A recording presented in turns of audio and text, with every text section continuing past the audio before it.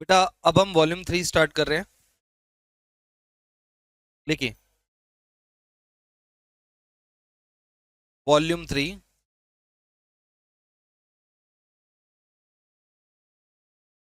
इस वॉल्यूम का नाम है। वॉल्यूम वगैरह वैसे एनसीईआरटी में तो कुछ नहीं है, एनसीईआरटी में ये सेकंड वॉल्यूम है। बेटा इसका नाम है एनालिसिस ऑफ फाइनेंशियल स्टेटमेंट।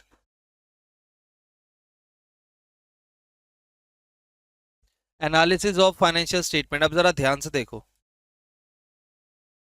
इसके अंदर बेटा हमारे ना कुछ टॉपिक हम लोगों ने पढ़ने हैं जो कि आपस में इंटर रिलेटेड है। पहले मैं आपको इसकी वेटेज बता दूं। तो टीएस या डीके अगर आप देखोगे तो उसमें ये वॉल्यूम 3 के नाम से है, जबकि एनसीईआरटी में दो किताबें हैं, पहली पार्टनरशिप दूसरी कंपनी, तो दूसरे पार्ट का ही किताब का ही पार्ट है ये।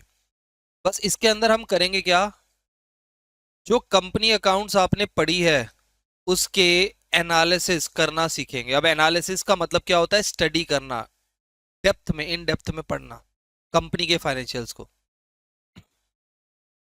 अब ध्यान दो, इसके अंदर क्या क्या पढ़ना है पहले तो ये मैटर करता है। तो सबसे पहले हमें पढ़ना ही क्या है, फाइनेंशियल स्टेटमेंट ऑफ कंपनी। सबसे पहले हमें कंपनी के फाइनेंशियल्स पढ़ने हैं। इसके अंदर दो चीजें हमें पढ़नी है, बैलेंस शीट और पी एंड एल। कंपनी की बैलेंस शीट कैसे बनती है पूरी, और पी एंड एल कैसे बनता है कंप्लीट, पढ़ना है ये। जब आप इसको पढ़ लोगे फिर नेक्स्ट चैप्टर के अंदर पढ़ना है एनालिसिस कैसे होता है कंपनी के डाटा का, एनालिसिस ऑफ फाइनेंशियल स्टेटमेंट। ठीक है, ये मैं टीएस के हिसाब से बता रहा हूँ। डीके एनसीईआरटी में ये इसी चैप्टर के अंदर मर्ज है, एनालिसिस वाला पोर्शन फर्स्ट के साथ कंबाइंड है। ठीक है, ये टीएस या डीके के हिसाब से बता रहा हूँ। Analysis of financial statement and tools, इसके अंदर हम टूल्स वगैरह के बारे में पढ़ेंगे। फिर इसके बाद अगले चैप्टर में tool number 1 comparative statement. Analysis कैसे करेंगे वो टूल्स में आता है, तो उसके अंदर टूल नंबर 1 पढ़ेंगे एंड टूल नंबर 2 पढ़ेंगे, कॉमन साइज स्टेटमेंट। ये दो स्टेटमेंट इसके अंदर आएंगी। अच्छा, फिर अगला चैप्टर होगा टूल नंबर 3 के ऊपर जिसका नाम है रेशियो एनालिसिस, ये पढ़ेंगे। और लास्ट में पढ़ेंगे सबसे एंड में टूल नंबर 4 जिसका नाम है कैश फ्लो स्टेटमेंट। इसकी अगर मैं वेटेज बोलूं तो ये 3 मार्क्स। ठीक है, यहां से क्वेश्चन आता है 3 to 4 मार्क्स का, ये 3 मार्क्स प्लस 1 मार्क मान के चलो। यहां से क्वेश्चन आता है 4 मार्क का, यहां से क्वेश्चन आता है 6 mark plus 1 mark plus 1 mark. ठीक है, 4 4 8 4 12, और 12 और 8 20, 20 नंबर की बुक है। ठीक है, और ये चैप्टर एनसीईआरटी में ना इसी के अंदर मर्ज है, टीएस वगैरह में अलग से दिया हुआ है। तो इस पूरे की वेटेज 4 मार्क्स मान के चलो आप, इन दोनों को मिला के। ठीक है। अच्छा, दूसरी बात, ये वॉल्यूम 3 वैसे ऑफिशियली 40 मार्क्स की है, 40 नंबर की बुक है ये। 20 मार्क्स की तो बोर्ड में आएगी आपकी सीबीएसई, और 20 मार्क्स का जो आपका प्रोजेक्ट है वो भी तो इसी से बनता है। और इस प्रोजेक्ट में 10 मार्क्स, 12 मार्क्स का आपका फाइल है, 12 मार्क्स तो फाइल के हैं, और 8 मार्क्स वाइवा के हैं। तो ये जो वाइवा के नंबर हैं, फाइल और वाइवा, वो तभी आपको आएंगे जब आपको नॉलेज होगी इस बुक की, यानी इसके अंदर जो कंटेंट हम लोग पढ़ेंगे उसकी अगर नॉलेज होगी तो ही आप कर पाओगे। और इसकी एक डिसएडवांटेज है, वो ये कि अगर आपने पहला मिस कर दिया ना, स्टार्टिंग की क्लासेस मिस कर दी, तो आगे आपको तकलीफ होती जाएगी, जैसे जैसे हम एंड पे पहुंचेंगे प्रॉब्लम होगी, क्योंकि जो शुरू में पढ़ोगे वही आगे यूज होगा। ठीक है, तो आगे प्रॉब्लम हो सकती है आप लोगों को। ठीक है, चलो तो शुरू करते हैं अब हम इसको पढ़ना। ओके, देखिए अब सुनो, अब हम फर्स्ट चैप्टर पढ़ेंगे, चैप्टर नंबर 1। अब थोड़ा सा ना ध्यान इधर देना है, इसके अंदर हम फाइनेंशियल स्टेटमेंट डिस्कस करेंगे ऑफ कंपनीज।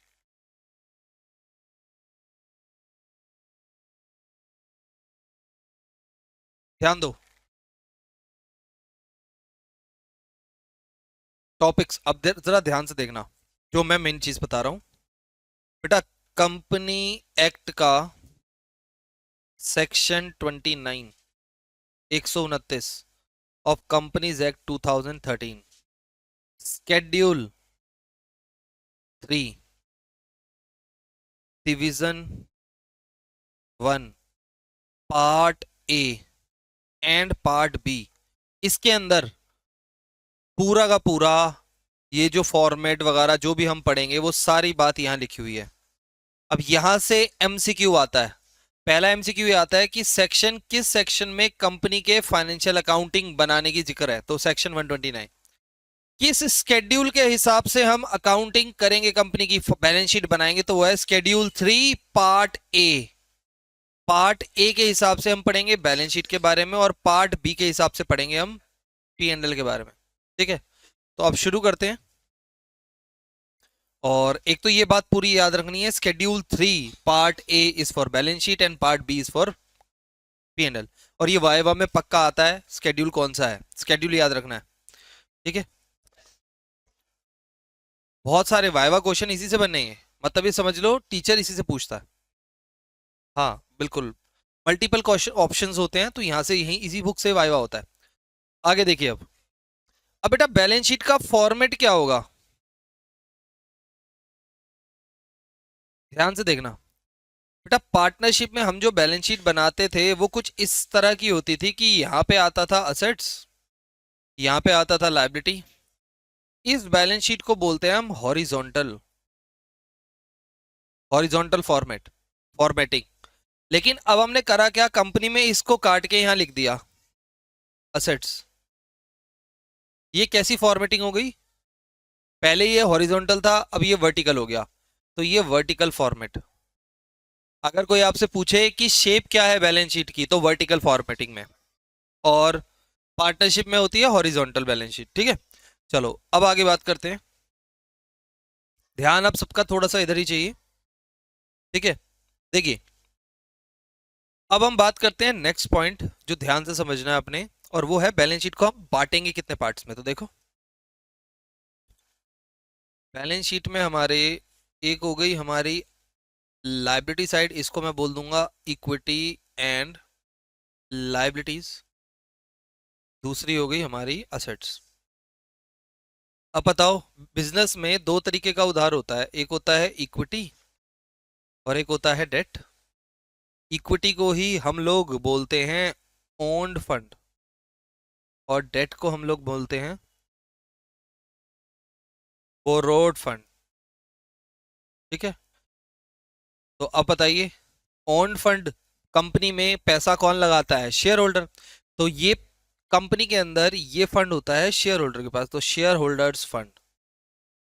और बोरोइंग बिजनेस में दो तरीके से आती है, उधार दो तरीके से आता है। एक लंबे समय वाला उधार, तो उसको हम बोलते हैं नॉन करंट लायबिलिटीज, और एक होती है करंट लायबिलिटी। अगर इसको थोड़ा सा ध्यान से देखें, नॉन करंट लायबिलिटी इसको हम लॉन्ग टर्म डेट भी बोल देंगे या बोरोइंग बोल दो, और इसको हम शॉर्ट टर्म डेट या शॉर्ट टर्म बोरोइंग भी बोल सकते हैं। क्या होता है भाई, ये जो 12 महीने से ज़्यादा का है और जो 12 महीने तक का है। ठीक है, आगे बात करते हैं असेट्स की, बात करते हैं असेट्स को भी दो पार्ट में डिवाइड कर देंगे हम। एक होगी हमारी नॉन करंट असेट्स और एक हो जाएगी हमारी करंट असेट्स। सेम रूल लगेगा, 12 महीने से ज़्यादा वाला और 12 महीने तक का। ठीक है, अभी बात करते हैं वैसे इस रूल के बारे में, थोड़ा डेप्थ में पढ़ेंगे। अच्छा नेक्स्ट पॉइंट, अब देखो ये जो मैंने आपको यहाँ पे क्लासिफिकेशन बताई, यही हमारे बैलेंस शीट के 5 मेजर हेड हैं। ध्यान से देखना, इन दोनों को हम बोलते हैं टाइटल। तो बैलेंस शीट में कितने टाइटल हो गए, दो, एक इक्विटी एंड लायबिलिटी और एक असेट्स। और इन सबको ये जो है 1 2 3 4 5 6 हैं वैसे, लेकिन ये 5 मेजर हेड्स हैं या फिर इनको हम हेडिंग्स बोलते हैं। तो ये बैलेंस शीट की 5 मेजर क्या हो गई, हेडिंग्स। ठीक है, वैसे 6 हैं बट ये मान मान के चलो कि 5 मेन यही है जो यूज होती है, ठीक है। एक जबरदस्ती की बनाई हुई है share application money pending allotment, वो अभी पढ़ लेंगे। अच्छा, ये हो गई हमारी बैलेंस शीट की डिटेल, ये एक बार आप नोट कर लो। अच्छा, अगर मैं आपसे पूछूं, रेशियो एनालिसिस चैप्टर का हम पढ़ेंगे बाद में, उसके फॉर्मूले इसी से बनेंगे। अब जरा सारे यहाँ पे देख के जरा मुझे बताओ, अगर डेट का फॉर्मूला बनाना हो तो क्या मैं बोल सकता हूँ long term debt plus short term debt is equal to total debt? इस डेट को हम टोटल डेट बोलेंगे, तो फॉर्मूला क्या बन के आया बताओ? Long term debt plus short term date. ये आगे रेशियो एनालिसिस में अगर आपने बैलेंस शीट अच्छे से पढ़ ली तो फॉर्मूला यहीं से बन जाएंगे और कुछ करने की जरूरत ही नहीं पड़ेगी, ठीक है। अच्छा, इक्विटी एंड लायबिलिटी का फॉर्मूला बताओ, क्या क्या चीजों को मिलके बनता है? ये इक्विटी और डेट को मिला के बनते हैं। अच्छा, असेट्स, टोटल असेट्स कैसे आएगी बताओ? नॉन करंट और करंट जोड़ के। तो ये छोटी छोटी बातें हैं जो आप रेशियो एनालिसिस में बहुत हेल्पफुल होगी अगर आप इसको ढंग से पढ़ते हो, ठीक है। चलो नोट कर लो, आगे बढ़ते हैं। देखिए अब आगे बढ़ते हैं। अब हम बात करते हैं एक फर्दर कॉन्सेप्ट की, और वो आपने ऑलरेडी पढ़ा हुआ है, बस उसी को थोड़ा सा और करेक्ट करना है। करंट और नॉन करंट, ठीक है। और ये जो हम पढ़ रहे हैं ना, करंट और नॉन करंट, ये असेट्स पे भी अप्लाई होगा और लायबिलिटी पे भी। तो इसीलिए मैंने सीधा लिखा करंट और नॉन करंट, असेट्स भी हो सकती है लायबिलिटी भी। इसमें हमने एक जनरल बात पढ़ी थी 11th क्लास में, जल्दी से बताइए।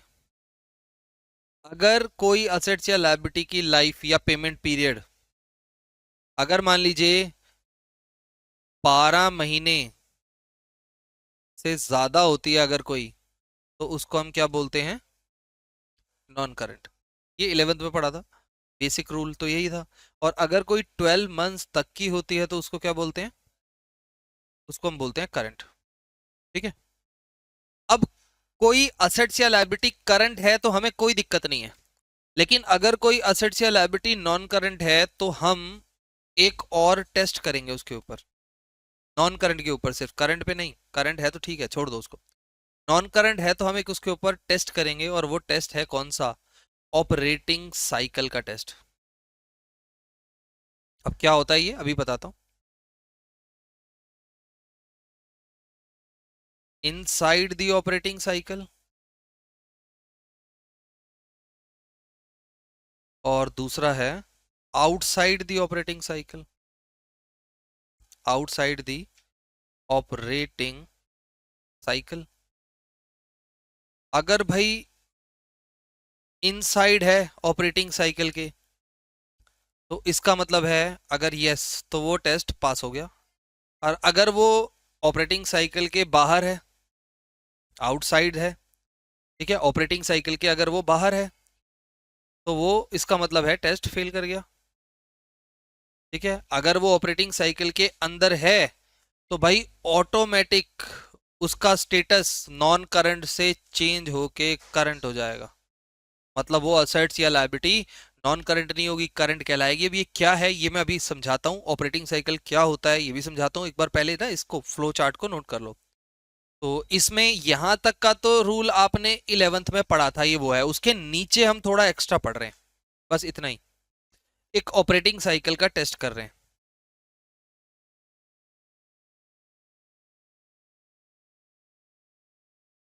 करिए, नोट करिए जल्दी।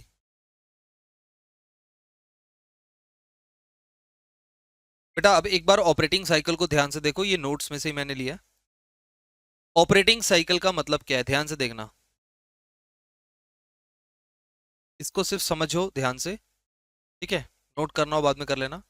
हमारे पास पैसे होते हैं, उस पैसे से हम रॉ मटेरियल खरीदते हैं, रॉ मटेरियल से हम क्या बनाते हैं? Finish goods. उस फिनिश गुड्स को हम बाद में बेच देते हैं। मैं इसको थोड़ा सिंपल बना देता हूं, इधर देखो। मैं एक नॉर्मल ग्रोसरी स्टोर किराने वाले की बात कर रहा हूँ। किराने वाला क्या करता है? वो उधार में क्रेडिटर से सामान पकड़ता है, क्रेडिटर से उधार माल खरीदता है, परचेज करता है, परचेज करने के बाद उसी सामान को बेच देता है। बेचता है तो डेटर बनते हैं, उधारी माल बेचा जाता है, ज्यादातर किराना वगैरह उधार, नगद उधार ऐसे ही चलता है। डेटर बनते हैं, कुछ नगद भी होता है। डेटर से फिर पैसा रियलाइज होता है, पैसा वसूलते हैं, उससे फिर पेमेंट करते हैं क्रेडिटर को। उधार माल खरीदा, सामान खरीदा, बेचा, बेचने के बाद डेटर से पैसे मिले, डेटर बने, डेटर से पैसे मिले, वो क्रेडिटर को दिए, फिर माल खरीद लिया, फिर बेचा, फिर खरीद लिया, फिर बेचा, फिर खरीद लिया, फिर बेचा, ये पूरी प्रोसेस चलती रहती है। इसी प्रोसेस को, जिसके अंदर पूरा बिजनेस ऑपरेट करता है, कितने महीने में करता है, इसी को बोलते हैं ऑपरेटिंग साइकिल। किसी बिजनेस का, मोस्टली बिजनेस का ऑपरेटिंग साइकिल 12 महीने होता है। अब जैसे मैं कोचिंग की बात करूं तो एक सेशन का पूरा 12 महीने का ऑपरेटिंग साइकिल होता है।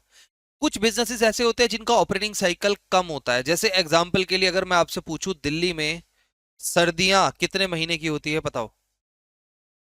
4 महीने की होती है। तो ऑपरेटिंग साइकिल कितने महीने का हो गया? 4 महीने में वो सामान खरीदेंगे, सामान बेचेंगे।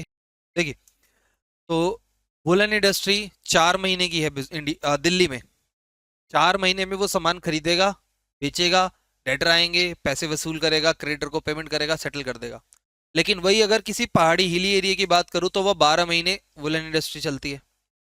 ठीक है, हिमाचल साइड या मनाली, देहरादून, उत्तराखंड साइड। अब यही अगर बात करूं, मॉनसून सीजन दिल्ली में 2 महीने का होता है, बस जुलाई अगस्त। तो रेन कोट, अम्ब्रेलाज, ये 2 महीने बिकती हैं। और वही अगर इस चीज की मैं बात करूं, किसी कोस्टल एरियाज, केरला, गोवा, मुंबई, इन सब में बारिश बहुत होती है। वहां 6-7 महीने, 6 महीने तो पूरी बारिश होती है, तो वहां पूरा टाइम पीरियड होता है बिजनेस का ऑपरेटिंग साइकिल। तो ऑपरेटिंग साइकिल जरूरी नहीं 12 महीने का हो।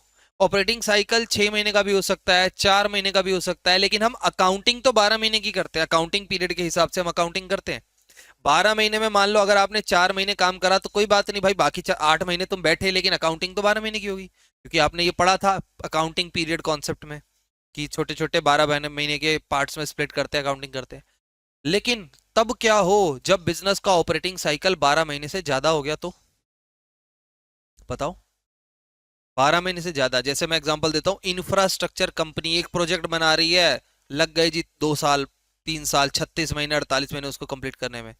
या फिर शिपिंग इंडस्ट्री, एक बार कार्गो शिप भर के इंडिया से जा रहा है, पानी वाला शिप, कार्गो शिप भर भर के इंडिया से जा रहा है, 2-3 कंट्री में होते हुए, 4-5 कंट्री में होते हुए, सामान लोड अनलोड करते करते फाइनल वापस इंडिया में पहुंचा 24 महीने बाद। अब बताओ, वहां पे ऑपरेटिंग साइकिल उसका क्या हो गया, उस इंडस्ट्री का, उसके सारे शिप्स ऐसे ऐसे लंबे टाइम ड्यूरेशन में जाएंगे, तो उसका ऑपरेटिंग साइकिल क्या हो गया, 12 महीने से ज्यादा हो गया। ठीक है, तब क्या होगा? तो फिर हम करंट असेट्स किसको माने, करंट लायबिलिटी किसको माने, नॉन करंट किसको माने, क्या करें? तो अब यहाँ पे ये रूल अप्लाई हुआ, ये जो मैंने अभी आपको बताया। 12 महीने से ज्यादा है तो नॉन करंट, 12 महीने से कम है तो करंट, ये तो 11th में ही पढ़ लिया था आपने। लेकिन कंपनियों में एक एडिशनल स्टेप अप्लाई होता है, वो है ऑपरेटिंग साइकिल।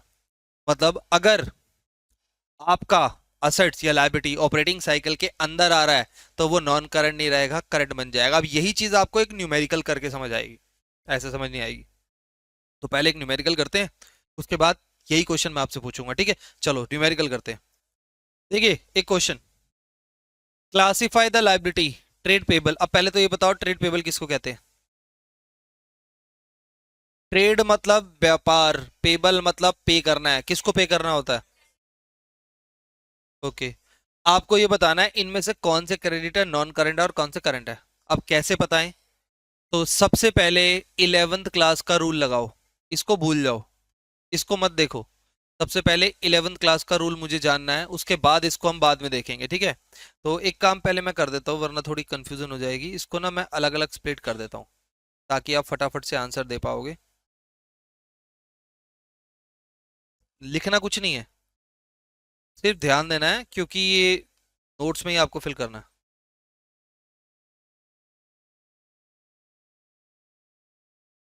आप सिर्फ एक काम कर सकते हो, अगले क्वेश्चन में वो करना, सिर्फ पता करने के लिए पहले इसको समझो, इस क्वेश्चन को सिर्फ समझना है।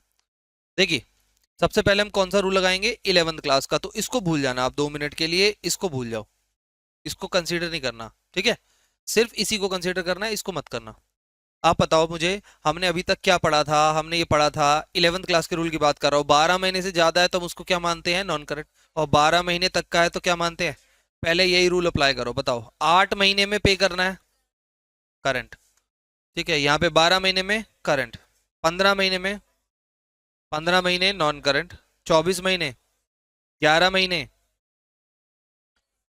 12 महीने current liability, non current, non current. अब पहले यहाँ ध्यान दो, ये 11वीं क्लास का मैंने रूल लगाया, 12 महीने से 12 महीने तक अगर पे करना है तो नॉन करंट उधार करंट लायबिलिटी हो गई, शॉर्ट टर्म हो गई, और 12 महीने से ज्यादा वाली क्या हो गई, लॉन्ग टर्म नॉन करंट। पहले ये देख लो, इतना समझ आ रहा है। अब मैं 12th में जो नया कॉन्सेप्ट बताया उसको इंट्रोड्यूस करूंगा। नया कॉन्सेप्ट क्या है, ध्यान से फिर फोकस चाहिए आपका। नया कॉन्सेप्ट है ऑपरेटिंग साइकिल। अब बताओ, ये ऑपरेटिंग साइकिल का कॉन्सेप्ट पहली बात तो करंट वाले पे तो लगेगा ही नहीं, तो उसको तो इग्नोर कर दो। क्यों नहीं लगेगा, देखो भाई, ये जो टेस्ट है ये सिर्फ किस पे लगेगा, करंट पे तो लगेगा नहीं। जो करंट है वो ठीक है, कोई दिक्कत नहीं है। प्रॉब्लम समझो ना, पहले प्रॉब्लम क्या क्या आ रही है। प्रॉब्लम ये आ रही है, बिजनेस का ऑपरेटिंग साइकिल अगर मान लो 18 महीने का हो गया तो किसको करंट माने किसको नॉन करंट माने, ये प्रॉब्लम है हमारे पास। तो अब आप ध्यान दो, हमें करंट वालों को तो छेड़ना ही नहीं, वो तो ठीक है, जो हो गया 12 महीने वाले करंट है। हमें चेंज करना किसमें, टेस्ट करना किसमें है, नॉन करंट में। तो आप सिर्फ इनको तो भूल जाओ, ये हाईलाइटेड वाले भूल जाओ, इनको नहीं छेड़ना, इनको देखना ही नहीं है। देखोगे तो कंफ्यूजन आएगी सीधी सीधी। अब हम देखेंगे जो हाईलाइटेड नहीं है उनको, और ध्यान से देखना। बताओ, सबसे पहला पॉइंट आपसे पूछ रहा हूं, ऑपरेटिंग साइकिल मतलब बिजनेस कितने महीने में बंद होगा। बंद होगा मतलब एक साइकिल कंप्लीट होगा अकाउंट, बताइए। इसका बिजनेस बंद कितने महीने में होगा, 10 महीने में। ऑपरेटिंग साइकिल का मतलब बिजनेस बंद होना नहीं होता, मतलब एक साइकिल कंप्लीट होना होता है, बट मैं बोल रहा हूं बंद होना समझाने के लिए। बताओ, बिजनेस बंद कितने महीने में होगा, 10। पेमेंट ये करेगा बंद होने के बाद, दिख रहा है ना आपको, बिजनेस बंद हो चुका, पेमेंट बाद में करेगा। अब भाई अगर बिजनेस बंद होने होते टाइम या होने से पहले अगर पैसे मिल जाते तो वो करंट मान लिया जाता। अब ये पैसे दे रहा है बाद में, तो इसको हम नॉन करंट ही रहने देंगे, चेंज नहीं करेंगे।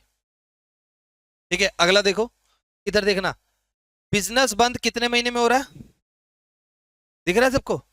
दुकान बंद होने वाली है 18 महीने में, आज से 18 महीने बाद। और ये हमें पैसे कितने महीने में दे रहा है, यानी दुकान बंद होने से पहले दे रहा है पैसे, पहले दे रहा है। और आप इसको क्या मान के चल रहे थे, नॉन करंट। अब भाई ये पैसे तो बिजनेस का साइकिल बंद होने से पहले ही दे रहा है, तो आप इसको नॉन करंट नहीं बोलोगे, चेंज कर दोगे इसका टाइटल, क्या बना दोगे इसको, करंट बना दोगे। अब जरा देखो, यही है क्या, अगर कोई नॉन करंट असेट्स, अगर कोई नॉन करंट ऑपरेटिंग साइकिल के अंदर आ जाए तो वो क्या बन जाएगी, अगर दुकान बंद होने से पहले पे हो जाए तो करंट बन जाएगी वो। अगला देखना, यहाँ बताओ, ऑपरेटिंग साइकिल कितने महीने का है, 18। पैसे कितने महीने बाद पे होंगे, दुकान बंद होने के बाद। रहने दो भाई, सेम ही रहने दो, स्टेटस चेंज मत करो। अगला देखना, दुकान बंद कितने महीने में हो रही है, 10 महीने में ताला लगने वाला है, पैसे दे रहा है वो बंद होने के बाद। साइकिल कंप्लीट 10 महीने में होगा, पैसे बाद में आ रहे हैं, तो भाई नॉन करंट रहने दो, मत छेड़ो। इसमें आ जाओ, दुकान बंद कितने महीने में हो रही है, और पैसे दुकान बंद होने से पहले देने हैं, तो यानी बताओ ये नॉन करंट तो रहा नहीं, स्टेटस चेंज, करंट बन गया। और यहाँ बताओ, दुकान बंद हो रही है 15 महीने में, पैसे दे रहे हो आप 15 महीने के बाद, तो भाई लंबे समय का ही उधार है ये, फिर छोटा नहीं मानेंगे हम इसको। ठीक है, तो ये डेफिनेशन हो गई। तो अब अगर मैं इसके हिसाब से अगर आपसे पूछूं क्या डेफिनेशन होगी करंट लायबिलिटी करंट असेट्स की, तो क्या डेफिनेशन होगी, ध्यान दो। डेफिनेशन ये होगी, वो लायबिलिटी या वो असेट्स, इधर देखो लिखना नहीं है, ध्यान दो, नोट्स में सब होगा। वो लायबिलिटी या वो असेट्स जो 12 महीने के अंदर अंदर सेटल हो, 12 महीने का जिसका टाइम ड्यूरेशन हो, या फिर वो किसी ऑपरेटिंग साइकिल के अंदर आ जाए।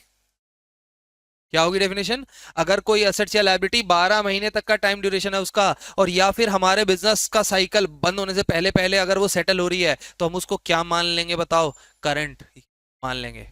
ठीक है, अभी तक आप सिर्फ एक रूल पढ़ते आ रहे थे, अब ये दूसरा रूल आ गया 12th में, 11th में तो एक ही पढ़ा था आपने।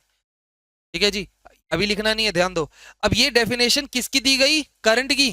नॉन करंट की क्या डेफिनेशन है फिर, तो नॉन करंट की डेफिनेशन ये बोला गया, जो करंट नहीं है वही नॉन करंट है। उन्होंने किसको समझा दिया, करंट को, फिर कह रहे हैं भाई जो करंट नहीं है उसको क्या मान लो, नॉन करंट मान। ठीक है, तो अब अभी रुकना नहीं, एक क्वेश्चन पहले करके दिखाना है, फिर उसके बाद कुछ सोचना है। ठीक है, तो पहले एक क्वेश्चन करके दिखाओ, मैं क्वेश्चन दे देता हूं। देखिए, अब इसकी बात करते हैं दोबारा। ट्रेड रिसीवेबल मतलब जो पैसे मिलेंगे, यानी डेटर।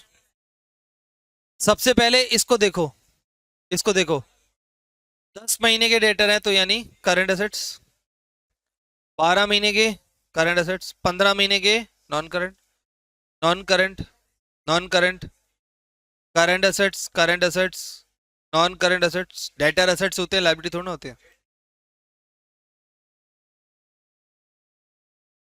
अरे 15 महीने, मैं इसको देख रहा हूँ, इसको नहीं देख रहा अभी, मैं सिर्फ इसी को देख रहा हूँ। अभी मैं पहले सिर्फ 11th वाला रूल, वही 12 महीने वाला लगा रहा हूँ, पहले फिल कर रहे हैं, स्टेटस तो बाद में चेक करेंगे। अब बताओ इसमें से किस किस को आप चेक करोगे, नॉन करंट वाले को सेकंड पॉइंट बाद में लगाओगे।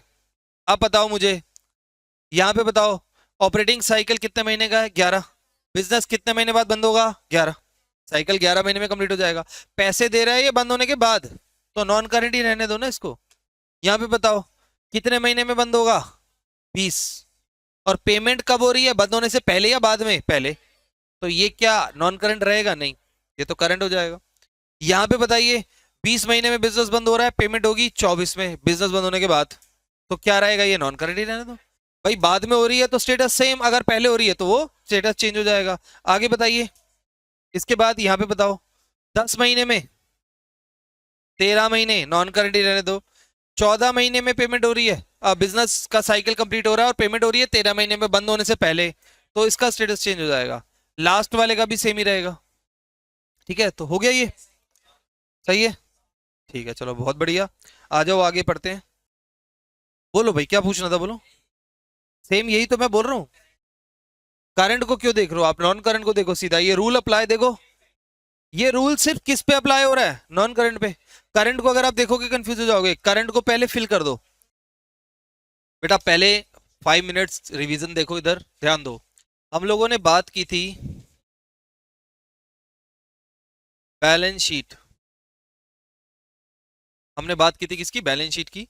बैलेंस शीट में हमारी दो साइड होती हैं, एक होती है इक्विटी एंड लायबिलिटीज, और दूसरी कौन सी होती है, असेट्स।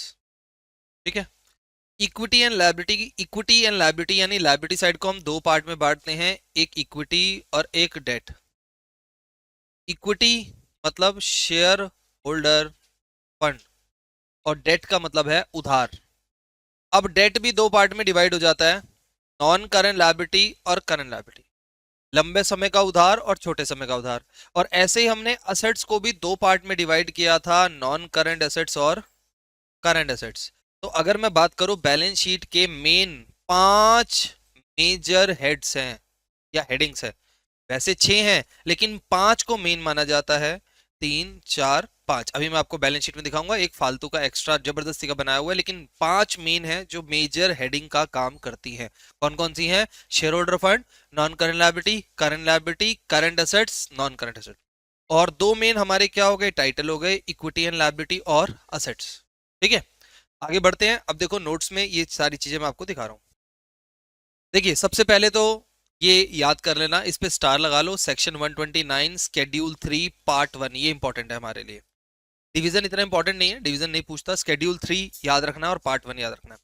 अब देखिए जो मैंने अभी आपको बताया, 5 मेजर हेडिंग देखो, एक तो ये रही share holder fund, non current liability, non current assets, current assets, ये 5 मेन हो गई। एक जबरदस्ती की बनाई हुई है, अभी मैं बताऊंगा क्यों। ये फालतू की बनाई हुई है, अलग से बनाई हुई है, क्योंकि ये इंपॉर्टेंट है इसलिए अलग से बनाई हुई है, वरना ये भी इसी का पार्ट होनी चाहिए थी। ठीक है, अब मैं समझाना स्टार्ट करता हूँ। बैलेंस शीट को मैं 3 मेन पार्ट्स में डिवाइड करता हूँ, लायबिलिटी साइड को। पहला पार्ट ये हो गया, पार्ट 1 याद करने के लिए, इसको समझाने के लिए। ये पार्ट 2 हो गया, और ये वाला हमारा पार्ट 3 हो गया। ठीक है, अब इसको समझना शुरू करते हैं। सबसे पहले एक बार मैं आपको इक्विटी एंड लायबिलिटी से शुरू करता हूँ, ध्यान से देखना। देखो इक्विटी एंड लायबिलिटी, इसके अंदर सबसे पहला पॉइंट हमने क्या पढ़ा, शेयर कैपिटल।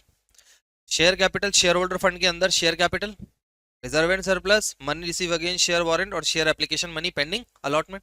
अब एक बार देखते हैं शेयर कैपिटल कितने टाइप का होता था, बताओ कौन कौन सा आपने पढ़ा था। अगर मैं शेयर कैपिटल को डिवाइड करूं फर्दर, तो कितने टाइप का होता है जरा देखना, बताइए। 5 शेयर कैपिटल 5 तरीके का होता था, authorised, issued, subscribed, called up, paid up, ये 5 पढ़ा था हमने शेयर चैप्टर में।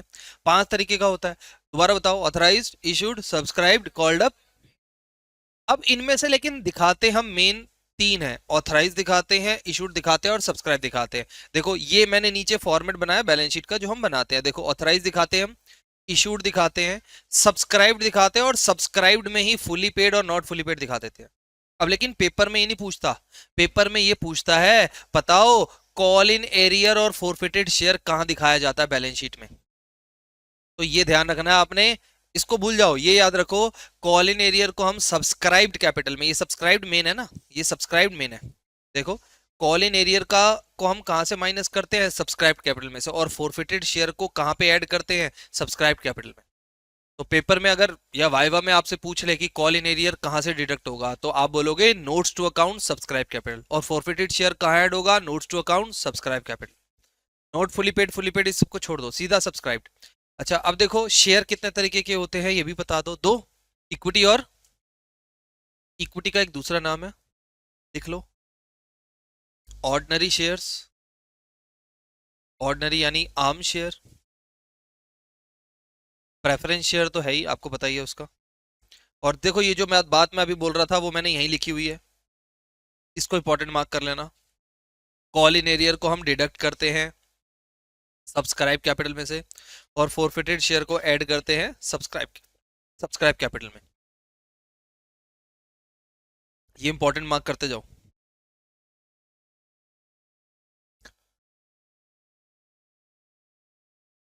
Calls in arrear,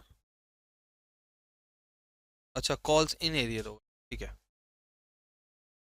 calls in arrear, ठीक है, कर लेना प्लीज, करेक्ट कर लेना, ठीक है। चलो अब देखो आगे नेक्स्ट। तो अब बताइए बैलेंस शीट में पहला पॉइंट आपका क्या हुआ, शेयर कैपिटल।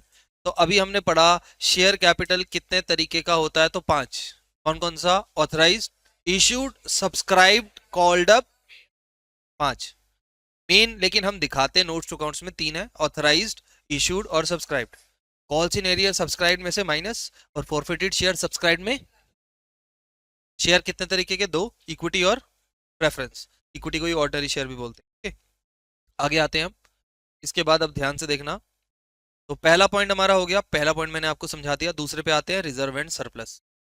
तो इसमें दो वर्ड है, रिजर्व्स, रिजर्व्स के अंदर सारे रिजर्व्स आ गए, सरप्लस का मतलब होता है प्रॉफिट्स। तो इसके अंदर अब देखो प्रॉफिट्स नहीं खाली लॉस भी आते हैं, प्रॉफिट एंड लॉस दोनों। तो रिजर्व मतलब सेविंग्स और सरप्लस मतलब प्रॉफिट्स। तो अब अगर मैं इसके एग्जांपल्स की बात करूं, तो रिजर्व एंड सरप्लस में देखो अब तक 11th क्लास से लेके अब तक आपने जितने रिजर्व पढ़े हैं वो सारे आ जाएंगे इसके अंदर, जितने पढ़े हैं। तो देखो क्या क्या है, कैपिटल रिजर्व पढ़ा आपने, जनरल रिजर्व पढ़ा है, सिक्योरिटी प्रीमियम रिजर्व पढ़ा है, रीवैल्यूएशन पढ़ा है, investment fluctuation, workman compensation, contingency, ये सब आपने पढ़ा है। सब्सिडी रिजर्व नहीं पढ़ा, लेकिन रिजर्व तो जिसके पीछे लग गया वो सब रिजर्व एंड सरप्लस में है, तो सीधी सी ट्रिक बताई थी मैंने। तो देखो अब ये capital resumption reserve, debenture resumption reserve, subsidy reserve, ये सब कोर्स से हट गए। शेयर ऑप्शन आउटस्टैंडिंग, बस ये वाला आपको याद करना पड़ेगा क्योंकि इसके पीछे रिजर्व नहीं लगा हुआ, शेयर ऑप्शन आउटस्टैंडिंग। अच्छा सरप्लस का मतलब क्या होता है, प्रॉफिट्स। और ये आपने पार्टनरशिप में पढ़ा है दो अलग नाम से, किस नाम से, प्रॉफिट एंड लॉस का डेबिट बैलेंस दिखाया जाता था, वहां पे प्रॉफिट एंड लॉस का क्रेडिट बैलेंस दिखाया जाता था, ये सब। तो रिजर्व एंड सरप्लस में रिजर्व्स आते हैं, सरप्लस आता है, सरप्लस यानी प्रॉफिट आता है, और तीसरी चीज लॉस भी आता है। लेकिन लॉस को हम पॉजिटिव फिगर नहीं दिखाते, नेगेटिव फिगर दिखाते हैं, और टोटल कर कुरा के दिखाते हैं, वो जब मैं आगे बनवाऊंगा तब समझ आ जाएगी। तो ये शेयर ऑप्शन आउटस्टैंडिंग ना एम्प्लॉय स्टॉक ऑप्शन प्लान इस सोप के अंदर आता है, वो अब आपके कोर्स में नहीं है, तो आपको नाम याद रखना पड़ेगा बस इसका। हाँ रिजर्व के अंदर ही आता है, ये एक तरीके का रिजर्व ही बनाया जाता है डिस्काउंट देने के लिए एम्प्लॉयज को। ज्यादा डेप्थ में जाने का फायदा नहीं है क्योंकि कोर्स में नहीं है। चलो अब देखो लिखना कुछ नहीं है, ध्यान इधर देना है।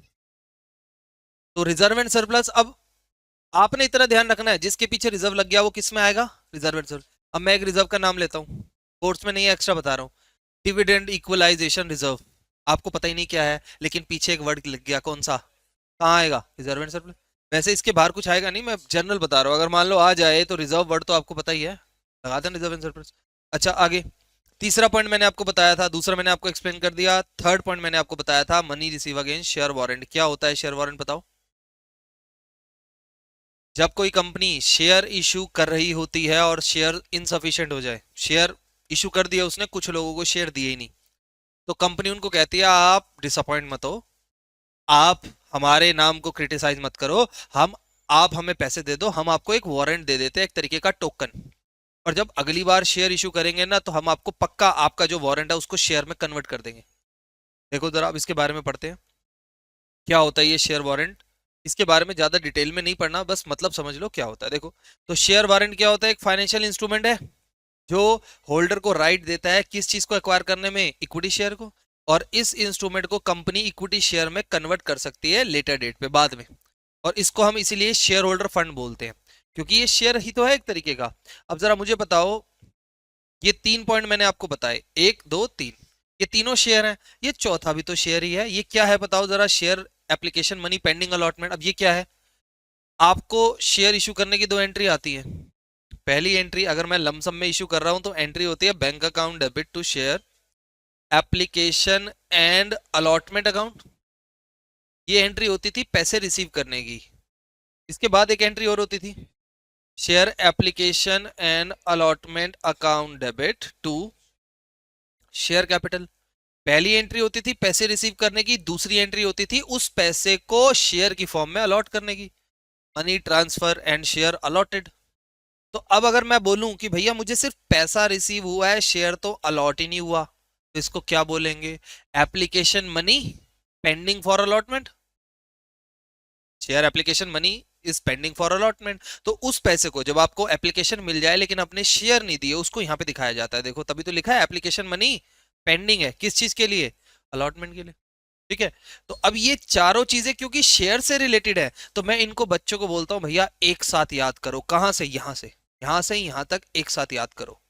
तो कैसे याद करेंगे? Equity and liability, share holder fund, share capital, reserve and surplus, money receive against share warrant और एप्लीकेशन मनी पेंडिंग अलॉटमेंट। अच्छा, एक तो बात ये हो गई। अब अगर मैं आपसे पूछूं, अगला चैप्टर रेशियो एनालिसिस हमें करना है आगे, रेशियो एनालिसिस आएगा, उसमें ना ऐसे छोटे छोटे फॉर्मूले बनते हैं। अब मुझे बताओ जरा, शेयर होल्डर फंड का अगर मैं आपसे फॉर्मूला पूछूं तो क्या फॉर्मूला बनाओगे आप? पता ना, तीन चीजें तो हैं इसमें, तीनों को जोड़ दो, share capital, reserve and surplus, money receive against share warrant, बन गया फॉर्मूला। ठीक है, तो ऐसे फॉर्मूले बनाने सीखने हैं हमें जब हम आगे चैप्टर पहुंचेंगे, और बैलेंस शीट अच्छे से आएगी तभी फॉर्मूले बना पाओगे। ठीक है, बैलेंस शीट नहीं आई तो फॉर्मूले तो भूल जाओ, बनेंगे आपसे, फिर रट्टा मारना पड़ेगा छोटी छोटी चीजों का। तो बताइए, तो पहले हम यहां से लेके यहां तक लर्न करेंगे। Equity and liability, share holder fund, share capital, reserve and surplus, money receive against share warrant और एप्लीकेशन मनी पेंडिंग अलॉटमेंट। ठीक है, तो पहले याद करो, फिर आगे बढ़ते हैं, फिर मैं डेट का होकर आता हूँ। देखो बेटा, अब ये पोर्शन हो गया, अब हम बात करेंगे डेट की। ध्यान देना, अब एक बार जरा ध्यान दो।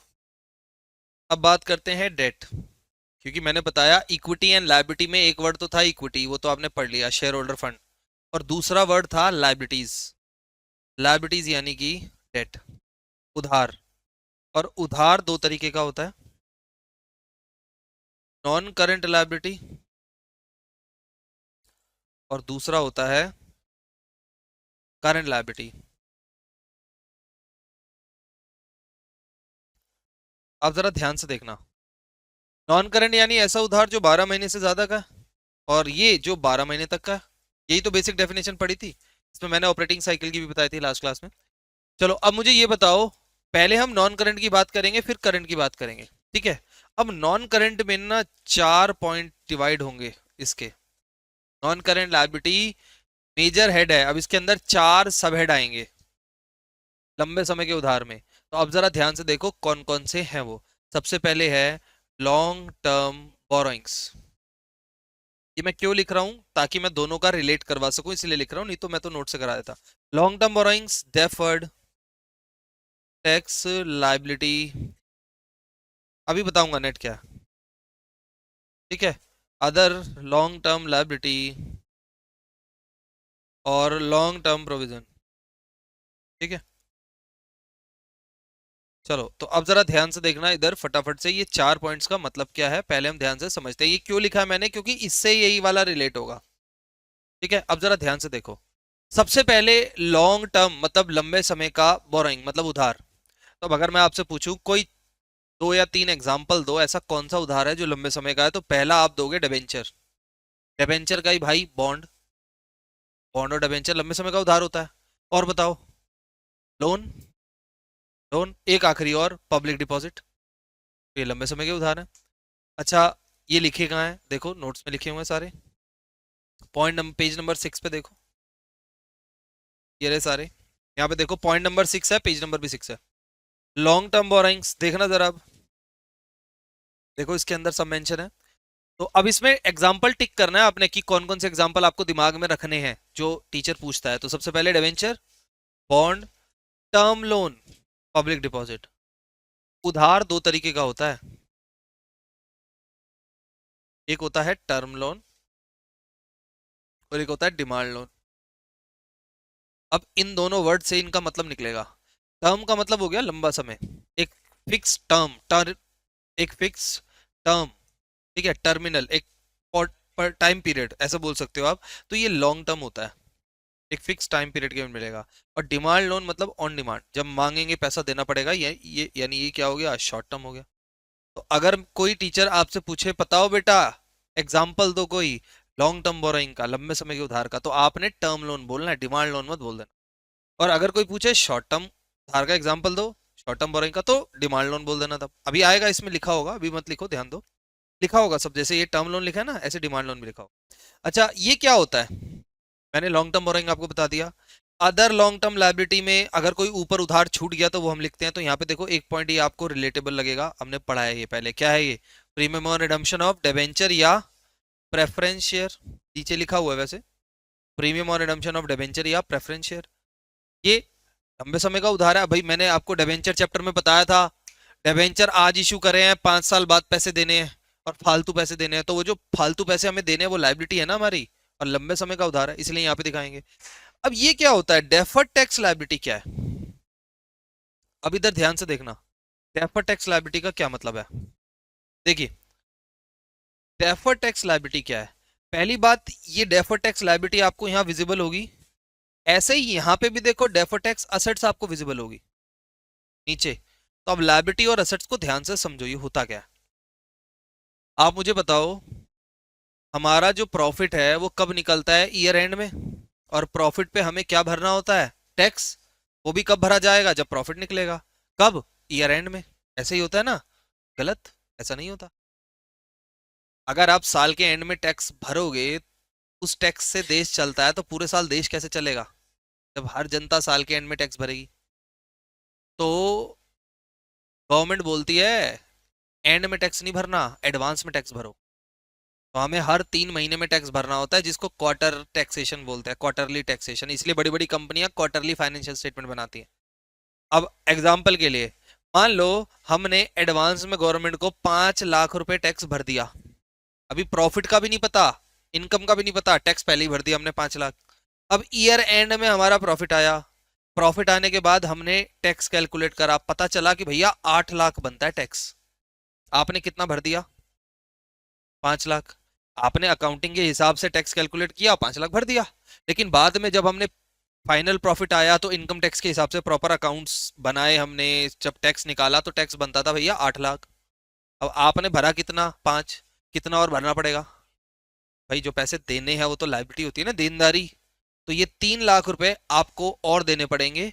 और मजे की बात पता है क्या है, ब्याज के साथ देने पड़ेंगे। इनकम टैक्स वाले कहते हैं तुमने पहले क्यों नहीं कैलकुलेट किया, टैक्स भी भरो ब्याज भी भरो, जितना आपने लेट पेमेंट करी है।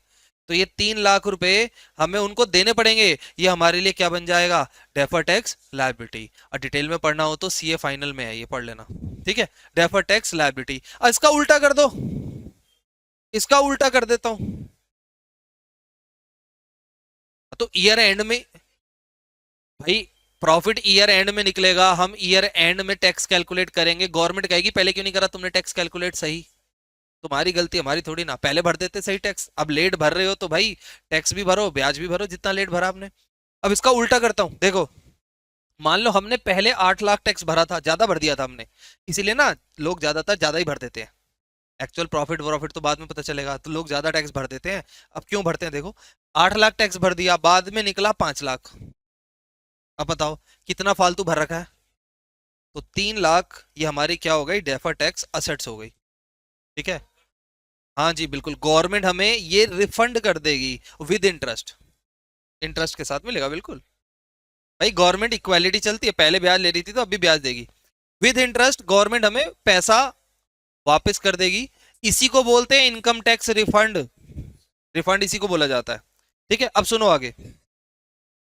इनकम टैक्स में पढ़ोगे बेटा इंटरेस्ट का रेट, हम अकाउंटिंग में नहीं पढ़ेंगे। अच्छा, अब मजे की बात क्या है, ये आपने सुन लिया, जो मैंने बताया अभी सुन लिया। इधर से सुनो और इधर से निकाल दो, क्योंकि ये टर्म हमारे कोर्स में ही नहीं है। ठीक है, लेकिन लेकिन क्योंकि फॉर्मेट का पार्ट है बैलेंस शीट की, तो याद तो करना पड़ेगा, बैलेंस शीट का फॉर्मेट है। ठीक है, बस ये वाला याद सारा करना है भाई। डिटेल हमारे कोर्स में नहीं है, डिटेल मतलब है, मतलब तो समझना है, इसलिए मतलब ही बताया मैंने, डिटेल थोड़ा बताइए। नेट का मतलब है दोनों को सेट ऑफ करके फाइनल नेट निकालते हैं ना। चलो अब जरा मुझे जल्दी से बताओ कितना देना है और कितना दे दिया, नेट सेट ऑफ करते हैं। अब मुझे जरा जल्दी से बताओ, लॉन्ग टर्म बोरिंग मैंने आपको बताया, लंबे समय का उधार। डेफर टैक्स बता दिया, मतलब जो टैक्स अभी देना है। अदर लॉन्ग टर्म लायबिलिटी बता दिया। अब ये क्या है, लॉन्ग टर्म प्रोविजंस। अब प्रोविजन जिसको नहीं पता, 11th में पढ़ा था, प्रोविजन को तोड़ दो। प्रो का मतलब होता है एडवांस और विजन का मतलब होता है देखना, विजन। तो हम एडवांस में अपने फ्यूचर में होने वाले घाटों को देखते हैं और उसकी क्या करते हैं, मैनेजमेंट करते हैं। कौन से कॉन्सेप्ट की वजह से, प्रूडेंस। 11th में पढ़ाया था prudence concept, convention of conservatism.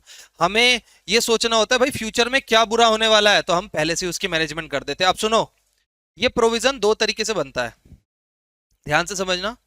Provision, हम कुछ प्रोविजन बनाते हैं लंबे समय के लिए और कुछ बनाते हैं छोटे समय के लिए। ध्यान से समझ लेना, दोनों एक ही बारी में खत्म हो जाएंगे। छोटे समय का मैं एग्जांपल देता हूं, provision for doubtful debts, provision for taxation. अब बताओ, इनकम टैक्स तो हर बार भरना है, कितना भरना है, कितना ज्यादा भरना पड़ जाए हमें तो पता ही नहीं, क्योंकि प्रॉफिट तो एंड में कैलकुलेट होता है। तो हम टैक्स भरने के लिए बनाते हैं प्रोविजन फॉर टैक्सेशन। इसके बारे में ना कैश फ्लो में डिटेल में पढ़ेंगे, पूरा कॉन्सेप्ट है हमारा कैश फ्लो चैप्टर में। और प्रोविजन फॉर डाउटफुल डेट, ये तो आपने पढ़ा ही है, डेटर कब भाग जाए हमें क्या पता, इसीलिए प्रोविजन बनाते हैं। और ये हर साल बनाया जाता है, टैक्स भी हर साल भरना है, डेटर भी हर साल भाग सकते हैं, तो ये शॉर्ट टर्म होता है हर साल का। कुछ लॉन्ग टर्म प्रोविजन भी होते हैं, जैसे प्रोविजन फॉर एम्प्लॉय बेनिफिट। अब ये आपने पढ़ा है कहाँ पे, नेशनल इनकम में, इसके अंदर दो वर्ड पढ़े हैं, ग्रेचुटी और प्रोविडेंट फंड। ये सब कहाँ पढ़े हैं, नेशनल इनकम इको में।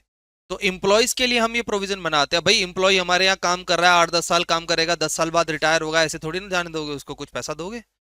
अब वो हमारे लिए तो घाटा है ना, तो हम प्रोविजन बनाते हैं। ठीक है, तो ये लंबे समय का प्रोविजन है। एक और प्रोविजन होता है लंबे समय का, provision for warranty. Provision for depreciation short term होता है, हर साल डेप्रिशिएट होती है ना असेट्स। तो अब बताइए, प्रोविजन फॉर वारंटी क्लेम्स, ध्यान दो ध्यान दो, डेप्रिसिएशन तो हर साल हो रही है, प्रोविजन हर साल बनता है वो। अब बताइए, प्रोविजन फॉर वारंटी क्लेम्स ये क्या है भाई, बताओ। कंपनी प्रोडक्ट पे वारंटी देती है हमारे लिए, अगर प्रोडक्ट खराब हो जाए तो फ्री में रिपेयर होगा। अब जैसे एसी है, 5 साल वारंटी है। कुछ चीजें होती है जिनकी 1 साल की वारंटी होती है, कुछ चीजें होती है लंबी वारंटी में होती है। अब बताओ, एसी 5 साल की वारंटी होती है, कुछ खराब हो गया तो 5 साल तक कंपनी ठीक करके देगी फ्री में, हमारे से तो कोई पैसा नहीं लेगी, लेकिन उसका तो खर्चा होगा ना, कहाँ से भरेगी, यहीं से भरेगी।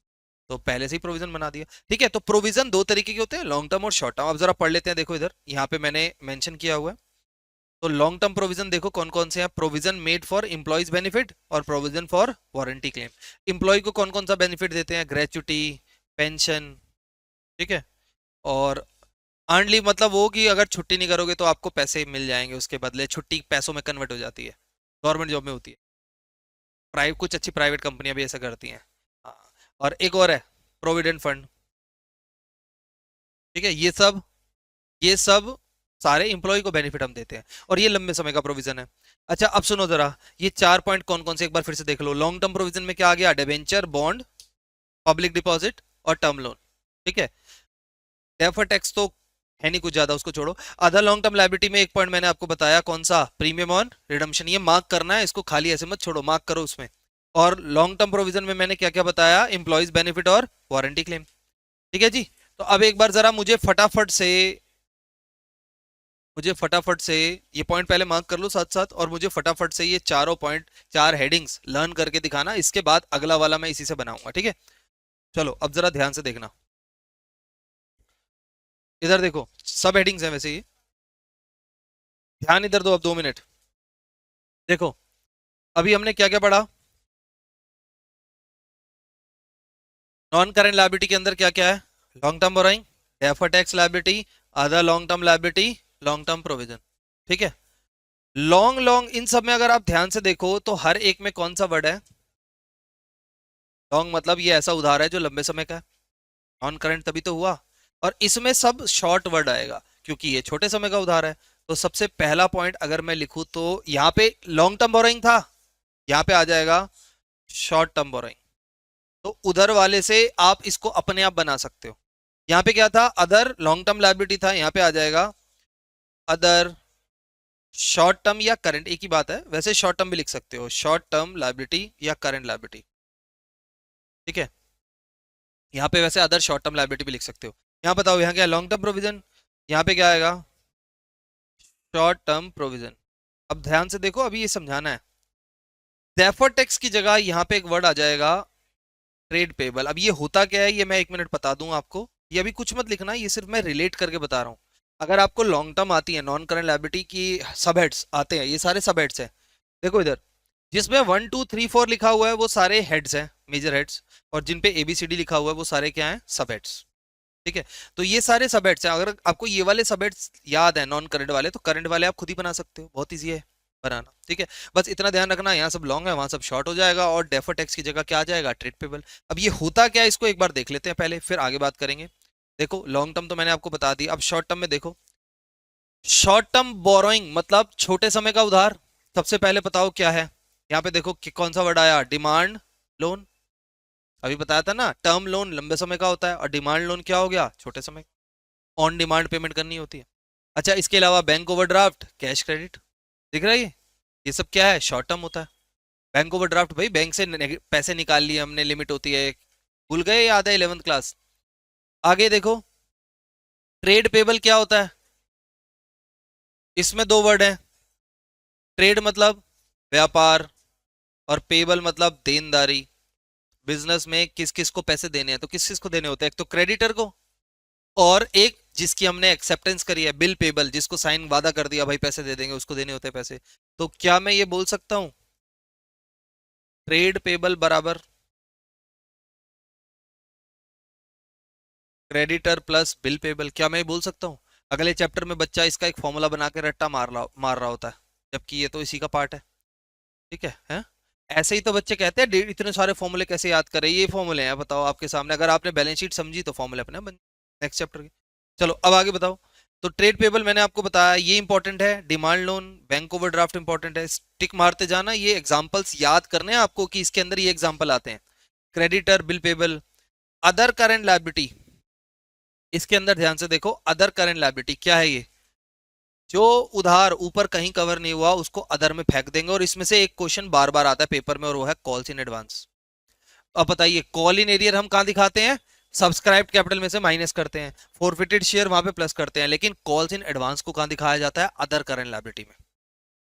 अच्छा, इसके 2 3 और एग्जांपल बता रहा हूं। एडवांस इनकम, ठीक है, unpaid dividend, unpaid interest. Unpaid को क्या मैं आउटस्टैंडिंग बोल सकता हूँ? एक ही बात है ना, अनपेड बराबर आउटस्टैंडिंग। ठीक है, ये एग्जाम्पल्स हैं। अब आपसे टीचर पूछ ले, बताओ बेटा आउटस्टैंडिंग डिविडेंड या आउटस्टैंडिंग इंटरेस्ट किस चीज का एग्जांपल है? बैलेंस शीट में कौन से सबहेड में आएगा? तो कौन से सबहेड में आएगा? अदर करंट लायबिलिटी में। अरे ये आउटस्टैंडिंग को दिखा रहा है, यहाँ पे आउटस्टैंडिंग है, आउटस्टैंडिंग इंटरेस्ट जो देना है। एक्रूड तो असेट्स होती। अब सुनो इधर आगे, एक पॉइंट हो रहा है इधर, ये आउटस्टैंडिंग एक्सपेंसेस, इसको भी टिक कर लेना। ठीक है, और ये देखो आपके शॉर्ट टर्म प्रोविजन में जो अभी मैंने आपको एग्जांपल दिया था, प्रोविजन फॉर डाउटफुल डेट और प्रोविजन फॉर टैक्सेशन, ये दो इंपॉर्टेंट है, इन दोनों को टिक कर लो। प्रोविजन फॉर टैक्सेशन के बारे में तो पूरी एक क्लास लगेगी कैश फ्लो में, इसको डिटेल में पढ़ेंगे। बेटा जल्दी करो। अब इसको याद करते हैं, कैसे याद करेंगे? देखो इधर, अब इसको याद करते हैं। कर लिया सारा टिक? अब देखो इसको याद कैसे करेंगे। देखो सबसे पहले तो देखिए, सबसे पहले तो पार्ट 1 याद करना है, यहां से लेके यहां तक। ये हो गया हमारा पार्ट 1। कैसे याद होगा?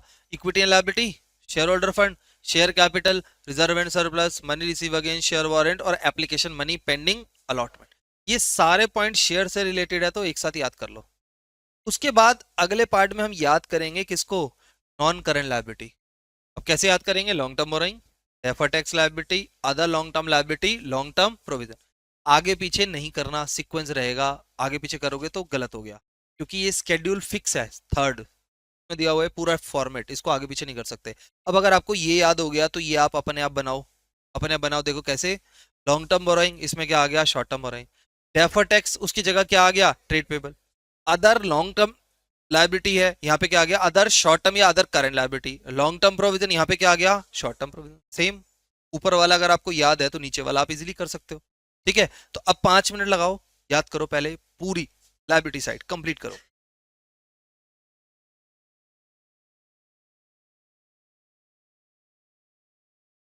देखो बेटा, अब हम बैलेंस शीट में लायबिलिटी साइड तो हमने कर ली थी, अब असेट साइड की बात करते हैं।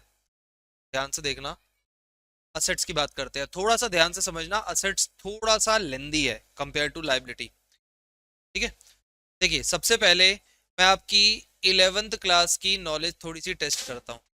असेट्स, बताना बेटा, असेट्स को हम मेन दो पार्ट में बांटते हैं,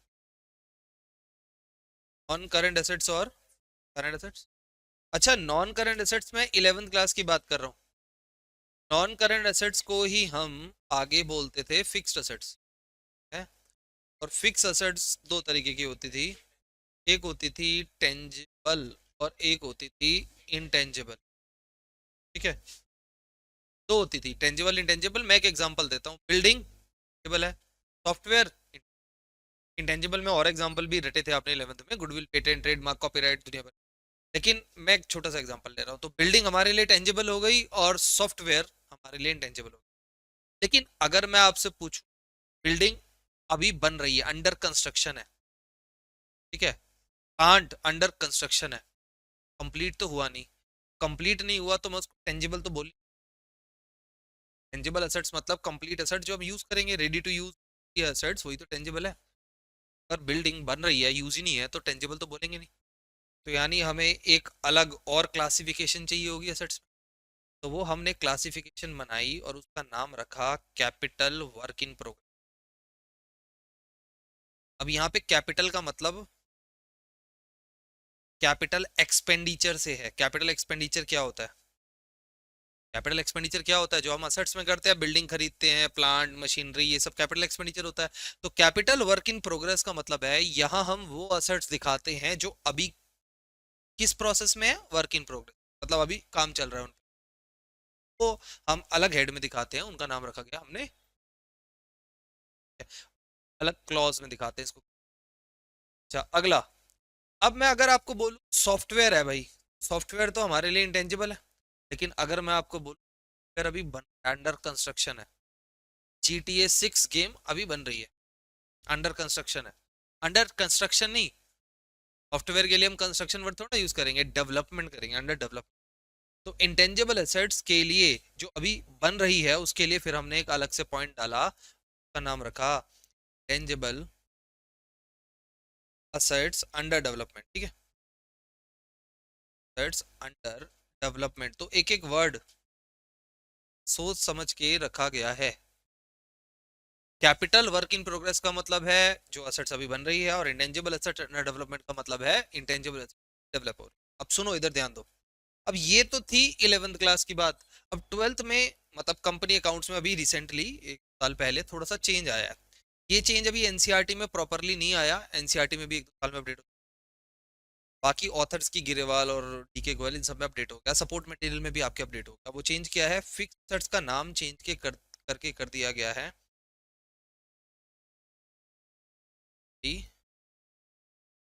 एंड इक्विपमेंट एंड, इसको हम शॉर्ट में बोलेंगे पीपीई एंड इंटेंजिबल। ठीक है, फिक्स एसेट्स का नाम काट के क्या कर दिया गया? PPE and intangible. और टेंजिबल एसेट्स का नाम काट के कर दिया गया पीपीई। पीपीई बोले तो प्रॉपर्टी, प्लांट एंड इक्विपमेंट। पहले ज्यादा बढ़िया था, चेंज कर दिया। अब क्यों कर दिया भाई? पता, निर्मला ताई हैं, उन्होंने में फाइनेंस मिनिस्टर ने चेंज, मतलब उन्होंने चेंज करवा दिया ये। उन्होंने कहा कि भाई ये ज्यादा बेटर लगता है देखने में, फिक्स एसेट्स बढ़िया था वैसे। Property, plant and equipment and intangibles और इसके फिर सब पार्ट बनाए हमने। पहले पार्ट में लिखा पीपीई, टेंजिबल को काट के पीपीई लिखा, tangible capital work in progress, intangible assets under, मतलब वही है, बस नाम चेंज करते हैं। अब हम कैसे याद करें भाई, नया नाम ही याद करना पड़ेगा। अब याद कैसे करें, देखो असेट दो पार्ट की हुई, करंट और करंट। नॉन करंट में फिक्स असेट्स का याद मत करना, आप चेंज कर दो। तो नॉन करंट में पार्ट हुआ पीपी एंड इंटेंजिबल, फिर पहला पॉइंट हुआ पीपी, दूसरा पॉइंट हुआ इंटेंजिबल, तीसरा पॉइंट हुआ कैपिटल वर्क इन प्रोग्रेस, और चौथा क्या हुआ, इंटेंजिबल असेट्स अंडर डेवलपमेंट। से एक बार बता दो, PP and intangible, PP and intangible, दो नाम तो सेम ही है, P and intangible, PP and intangible. Next क्या है, कैपिटल वर्क इन प्रोग्रेस, इसके बाद क्या है, इंटेंजिबल एसेट्स अंडर डेवलपमेंट। तो पहले इतना याद करना है। देखिए ये, अब थोड़ा सा ध्यान इधर दो, देखो ये रहा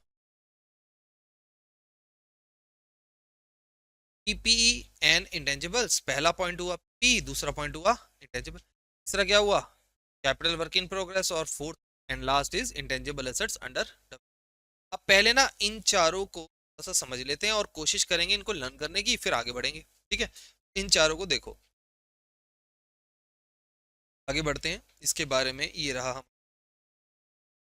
देखिए सबसे पहले तो यहाँ पे देखो पेज नंबर 7, देखिए फिक्स असेट्स की जगह हमने क्या नाम लिख दिया, पीपी एंड इंटेंजिबल, और टेंजिबल को काट के क्या कर दिया, पीपी। अगर आप नोट्स में देखोगे तो मैंने स्ट्राइक थ्रू किया, पहले वाला क्या था अब वाला क्या है, दोनों दिखाए हैं मैंने, ठीक है। तो अब भाई टेंजिबल असेट्स के बारे में जानना तो आपको मुश्किल नहीं है, तो सब कुछ पता है, जो जो आप देख सकते हो टेंजिबल है, फिजिकली जो एग्जिस्ट करती है वो टेंजिबल है। मेन इंपॉर्टेंट एग्जाम के लिए है इंटेंजिबल, कि यहीं से क्वेश्चन आता है, पॉइंट दे देगा आपसे, पूछेगा बताओ बैलेंस शीट में कहाँ आएगा ये। अब जरा देखो कौन कौन से इंटेंजिबल एसेट्स आपको पता है, इसको मार्क करो कंप्लीट इंपॉर्टेंट, ये पूरा इंपॉर्टेंट है। बताना जरा किस किस के बारे में आपको पता है, थोड़ा आइडिया दो। गुडविल, ब्रांड, ट्रेडमार्क, ये क्या है, आईपीआर, इंटेलेक्चुअल प्रॉपर्टी राइट, मतलब मेरे पास अगर कुछ भी है, पेटेंट है, गुडविल है, कॉपीराइट है, तो मेरे पास आईपीआर है, इंटेलेक्चुअल प्रॉपर्टी राइट है, का दूसरा नाम है। इन सबको मिक्स करके आईपीआर बोला जाता है, इंटेलेक्चुअल प्रॉपर्टी बोला जाता है, कि हमारे पास कोई इंटेलेक्चुअल प्रॉपर्टी है, यानी इंटेंजिबल प्रॉपर्टी है। Computer software, mast heads and publishing title, अब ये क्या होता है भाई, किसी न्यूज़पेपर पे, वेबसाइट पे, या किसी मैगजीन में मेरे पास मान लो कुछ पब्लिश करने का राइट है, अपना आर्टिकल लिखने का राइट है, that is mast heads and titles. Mining right, right, patent, service and operational right, किसी का मान लो ऑथराइज सर्विस सेंटर खोल, मैंने उससे राइट लेके, एप्पल का सर्विस सेंटर खोलने का राइट मान लो आ गया, is service and operational right. Recipes, फॉर्मूले, कैसे जैसे का एक स्पेसिफिक है वो पता, का अपना फॉर्मूला है, रेसिपी करके क्या बना रहे हो। नो हाउ का मतलब होता है समथिंग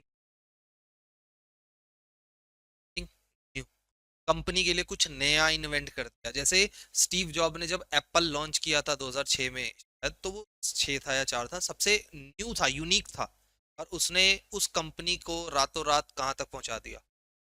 नो हाउ का मतलब होता है समथिंग न्यू करना।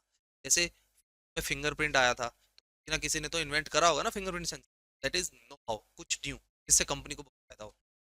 मॉडल्स, डिजाइंस, आर्किटेक्ट मॉडल्स होते हैं गाड़ी वगैरह के, विजुअल डिजाइन होते हैं कि किस तरीके से हम करेंगे, that is model. Designs, licence, licence तो पता होगा, ठीक है, किसी भी चीज़ को ऑपरेट करने का लाइसेंस। फ्रेंचाइजी, फ्रेंचाइजी एग्रीमेंट होते हैं, जैसे मान लो अब ये है तो आपको फ्रेंचाइजी लेनी। इंडिया में स्टारबक्स की फ्रेंचाइजी किसने लिया हुआ है, टाटा ने, टाटा ग्रुप के पास है इंडिया में स्टारबक्स को, चैन को रन। ये सारी इंटेंजिबल एसेट्स हैं, फिजिकली एग्जिस्ट नहीं करती, बस वैल्यू, बट वैल्यू इनकी करोड़ों अरबों, ठीक है। तो ये हो गया हमारा इंटेंजिबल्स। अगला आता है कैपिटल वर्क इन प्रोग्रेस। देखो वही, फिक्स एसेट्स अगर कोई बन रही है तो उसको कैपिटल वर्क आते हैं। इंटेंजिबल एसेट्स अगर कोई डेवलप हो रही है, इंटेंजिबल इंटेंजिबल डेवलपमेंट, मैंने पॉइंट बताए।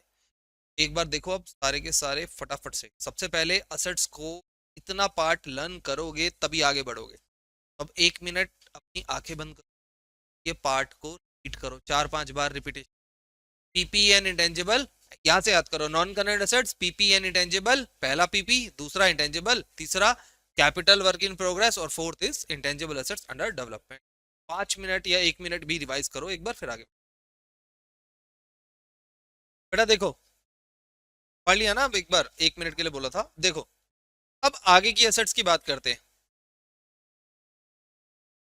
लायबिलिटी साइड, ये असेट साइड का ये एक पार्ट हो गया, इसको हमें ब्रेक करके याद करना होता है, तो पहले एक मैंने समझा दिया। अब नेक्स्ट पार्ट देखो, अब ना कुछ रिलेटेड पॉइंट है।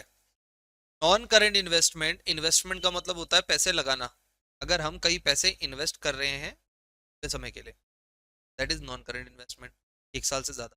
और अगर कहीं पैसे इन्वेस्ट कर रहे हैं छोटे टाइम के लिए, 1 साल से कम, या करंट इन्वेस्टमेंट।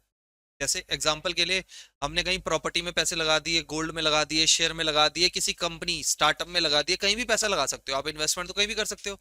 अगर लंबे टाइम के लिए कर रहे हो गया नॉन करंट, और छोटे टाइम के लिए कर रहे हो तो कर।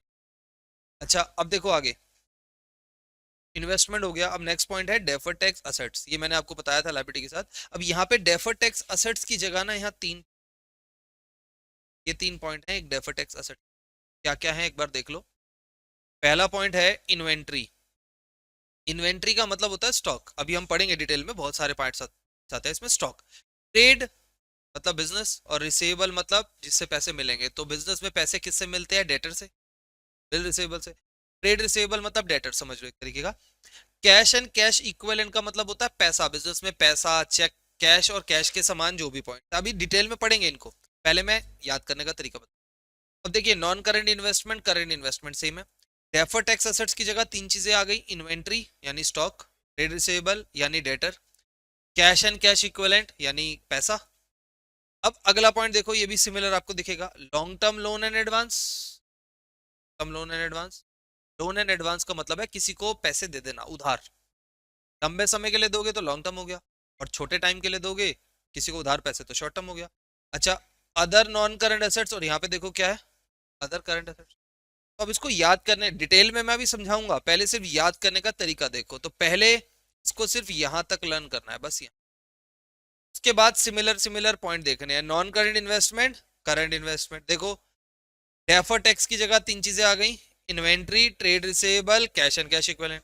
ठीक है, फिर long term loan and advance, short term loan and other non current assets, और अदर करंट एसेट्स। अब पहले डेप्थ में चले जाते हैं कि ये है क्या, इनके पॉइंट्स देख लेते हैं। तो वो इस पेज नंबर 7 से आगे आ जाओ। ठीक है, देखो जी, पेज नंबर है ये 8। देखिए नॉन करंट इन्वेस्टमेंट क्या होती है, अब देख लो जरा। ऐसी इन्वेस्टमेंट जो हम बेचने के लिए नहीं करते, रिटेन करते हैं लंबे समय के लिए। अच्छा, क्या कहाँ कहाँ इन्वेस्ट कर सकते हो आप? प्रॉपर्टी में, शेयर्स में, प्रेफरेंस शेयर में, गवर्नमेंट के पास, डिबेंचर में, बॉन्ड, म्यूचुअल फंड, बहुत सारे ऑप्शन होते हैं इन्वेस्टमेंट के। मतलब ये एग्जांपल दिया है, इसको रटना नहीं है। कहीं भी इन्वेस्टमेंट अगर आप लंबे समय के लिए कर रहे हो तो नॉन करंट हो गई, करोगे तो करंट हो गए। डेफर्ड टैक्स मैंने आपको समझाया था, अगर हम टैक्स ज्यादा दे दे गवर्नमेंट और बनता कम हो तो एसेट्स होता है वो हमारी। इसको छोड़ो, ये डिटेल में तो है नहीं हमारे कोर्स में। अच्छा, long term loan and advance. अब देखो, अब मैं आपसे पूछूंगा, अब तक आप लोग पढ़ते हुए आए हो, 11th क्लास में बच्चा ज्यादातर रट्टा लगाता है, लोन है तो वो उधार होगा, है ना, लोन मतलब उधार। लेकिन यहाँ तो लोन असेट्स में है। अब बताओ लोन असेट्स में कब होता है? जब हमने किसी को दिया हो। जनरली कंपनियां किसको उधार देती हैं? देखो, एम्प्लॉय को और सप्लायर को। लंबे समय के लिए दिया है तो नॉन करंट है, छोटे समय के लिए दिया होगा तो यही ऑप्शन कहाँ चला जाएगा? करंट में चला। ठीक है। अच्छा, इंपॉर्टेंट ये नहीं है, ये तो नॉर्मल पॉइंट हो गया कि इंप्लॉय को दे रहे हैं हम लोन, असेट्स है हमारी। ये इंपॉर्टेंट है, कैपिटल एडवांसेस फॉर लॉन्ग। ये क्या होता है, इसको ध्यान से समझना। चलो मैं एक छोटा सा एग्जांपल देता हूँ। मान लीजिए हमें अपनी कंपनी के लिए ट्रक्स खरीदने, ठीक है, 5 ट्रक का ऑर्डर देना है। ठीक है, एक ट्रक ही करोड़ में आता है। ठीक है, 5 ट्रक का ऑर्डर देना। अब आप मुझे बताओ, क्या ऐसे होगा कि गए तो बोला ले भाई 5 ट्रक बांध दे, 5 ट्रक घर ले आए? ऐसा होता है? हमें पहले बुकिंग करानी पड़ेगी, कुछ एडवांस देना पड़ेगा, और कुछ टाइम बाद वो ट्रक डिलीवर हो। ऐसे ही तो जो एडवांस हम देते हैं उसको क्या बोलते हैं? Capital advance. कैपिटल का मतलब यहाँ पे कैपिटल एक्सपेंडिचर से है, से है। कैपिटल एडवांस, जैसे वहाँ कैपिटल वर्क इन प्रोग्रेस पड़ा था, यहाँ पे कैपिटल का मतलब कैपिटल एक्सपेंडिचर है, इसलिए कैपिटल एडवांस लगा इसको। और एग्जांपल देता हूँ, मान लो बिल्डिंग खरीदनी है, बयाना देना पड़ेगा ना। ठीक है। अच्छा, ये क्या है, लॉन्ग टर्म सिक्योरिटी डिपॉजिट्स क्या होते हैं बताइए? जब भी आपको टेलीफोन कनेक्शन चाहिए, इलेक्ट्रिसिटी कनेक्शन चाहिए, वाटर कनेक्शन चाहिए, सीवेज कनेक्शन चाहिए, बहुत जगह ऐसा होता है जहाँ पे आपको कुछ सिक्योरिटी देनी पड़ती है। डिपॉजिट कराना पड़ता है। आप अपने चेक करना बिजली के बिल में सिक्योरिटी डिपॉजिट मिलेगा। ये इंपॉर्टेंट है, कैपिटल एडवांसेस को टिक कर लेना, लॉन्ग टर्म सिक्योरिटी डिपॉजिट को टिक कर लेना, ये इंपॉर्टेंट पॉइंट है इन दोनों में। अगर पूछ ले कैपिटल एडवांसेस क्या है, मतलब कौन से सब हेड्स में आएगा, तो फिर आपको बताना पड़ेगा। नेक्स्ट देखो अब करंट, इसमें अदर नॉन करंट एसेट्स में एक पॉइंट आएगा अनअमोटाइज लॉस, प्रिलिमिनरी एक्सपेंसेस। इसका एक दूसरा नाम पढ़ा था हमने, प्री इनकॉर्पोरेशन एक्सपेंसेस। ये क्या होते हैं भाई? कंपनी बनने से पहले के खर्चे, पढ़ा तो था अदर देन में। प्रमोटर करता था और प्रमोटर बदले में इसके शेयर ले लेता था, तो वो लॉस कहाँ आएगा? बैलेंस शीट में ही आएगा। या तो आप लॉस को रिटर्न ऑफ कर दो, ने पढ़ा था ना discount return of losses debenture chapter में, प्रीमियम से और पी एंड एल से रिटर्न ऑफ कर दो, नहीं करा तो बैलेंस शीट में उसको यहाँ दिखा। ठीक है, इसके बाद करंट एसेट्स में आ जाओ। करंट एसेट्स में करंट इन्वेस्टमेंट वही सेम, इसको हम 12 महीने के अंदर अंदर बेच दे तो वो करंट इन्वेस्टमेंट हो गई। इन्वेस्टमेंट कहीं भी कर सकते हो, वो सेम एग्जांपल है, शेयर्स में, प्रॉपर्टी में, गोल्ड में, कहीं भी investment, mutual fund, government, startup, कहीं भी इन्वेस्ट कर सकते हो। इसको इंपॉर्टेंट मार्क करिए, इन्वेंट्री के पेपर में आता ही आता है और वाइवा में भी टीचर बताइए। इन्वेंट्री, इन्वेंट्री का मतलब स्टॉक। अब ये 11th में भी आपने पढ़ा था, कौन कौन से स्टॉक होते हैं? Raw material, work in progress, finish goods. Stock in trade, इसमें बच्चा कंफ्यूज होता है। स्टॉक इन ट्रेड का मतलब उसका वो माल जो बिकने के लिए दुकानों में पड़ा, that is stock in trade. कुछ सामान तो गोडाउन में पड़ा होगा, फिनिश गुड्स, लेकिन कुछ सामान तो डिस्ट्रीब्यूटर्स के पास चला गया होगा ना बेचने के लिए, स्टॉक इन ट्रेड। अब ये क्या है? Store and spheres. इसमें दो वर्ड है, स्टोर्स। स्टोर्स मतलब स्टोर रूम्स जहां हम रॉ मटेरियल वगैरह भर के रखते हैं। स्पेयर मतलब वेयर हाउस, समझ लो। वेयर हाउस नहीं, वेयर हाउस में तो फिनिश गुड्स रखते हैं। स्टोर्स उस जगह को बोला जाता है जहां रॉ मटेरियल वगैरह रखा जाए, रॉ मटेरियल, टू, सब रखे जाते हैं। और स्पेयर्स हो गए स्पेयर पार्ट्स। अब इसको इन्वेंट्री में क्यों माना? कंपनी कंपनी एक्ट में ही माना। लूज टूल्स मतलब औजार की मशीन वगैरह में लगते हैं, चाहिए होते हैं, तो इसको इन्वेंट्री में ही माना है। अब बच्चा स्टार्टिंग के 4 पॉइंट बता देता है, लास्ट के दो भूल। Raw material, work in progress, finish goods, stock, stores and spheres और लूज। ठीक है, चलो नेक्स्ट आ जाओ। डेटर, अब तो भाई ट्रेड मतलब बिजनेस, रिसीवेबल मतलब जिनसे पैसे मिलने हैं, किससे मिलेंगे? डेटर और बिल रिसीवेबल। हम आगे ना फॉर्मूला बनाएगा इसका, खुद से फॉर्मूला बन जाएगा। ट्रेड रिसीवेबल क्या होते हैं? Debtor plus bill receivable. उस टाइम देखना आधे बच्चे कंफ्यूज हो जाते हैं कि ये कहाँ पढ़ा हमने, भाई बैलेंस शीट में पढ़ा आपने। अच्छा, अब नेक्स्ट है कैश एंड कैश इक्विवेलेंट। इसमें क्या आता है देखो, कैश आ गया, bank balance, cash, cash and cash equivalent, पैसा और पैसे के समान। तो पैसे के समान आपका बैंक में रखा हुआ पैसा भी तो है, चेक भी है, ड्राफ्ट भी है, कैश इन हैंड भी है, मार्जिन मनी भी है। मार्जिन मनी क्या होता है बताना? बताओ, बैंक में मिनिमम कितना पैसा रखना होता है अकाउंट खोलने के लिए? 4 या 2 हजार, दैट इज मार्जिन मनी। ठीक है, बैंक डिपॉजिट्स। ठीक है, ये मोर देन 12 मंथ्स मेच्योरिटी, ये गलत है। 12 मंथ्स मेच्योरिटी होना चाहिए, अप टू 12 मंथ्स। 12 मंथ्स की मेच्योरिटी वाला वो करंट होगा, ज्यादा तो लंबे समय का हो गया। अच्छा, earn mark balances with bank, अब ये क्या होता है? देखो मैंने ब्रैकेट में दिखाया है, अगर हम किसी स्पेशल पर्पस के लिए पैसा रखते हैं बैंक में तो उसको अर्न मार्क बैलेंस, तो वो भी हमारा ही पैसा है ना, चाहे किसी स्पेशल पर्पस के लिए रखा है। Cash and cash equivalent. ठीक है, अच्छा, short term loan and advance, अगर किसी को आप लोन दे दोगे छोटे समय के लिए तो वो शॉर्ट टर्म। अब अदर करंट एसेट्स में प्रीपेड एक्सपेंस को और इंपॉर्टेंट मार्क कर लो, और एडवांस टैक्स को। अदर में तो वो फेंकते हैं जो और कहीं नहीं आएगा, उसको अदर में फेंक दो, अदर करंट एसेट। अच्छा, अब सब हो गया, एक पॉइंट रह गया, ये है पहले मैं आपको दिखा देता हूँ, उसके बाद फिर बात करेंगे। पहले जितना हमने पढ़ा है उसको एक बार याद करने की कोशिश करते हैं, फिर इसको देखिए। बैलेंस शीट पे आ जाओ।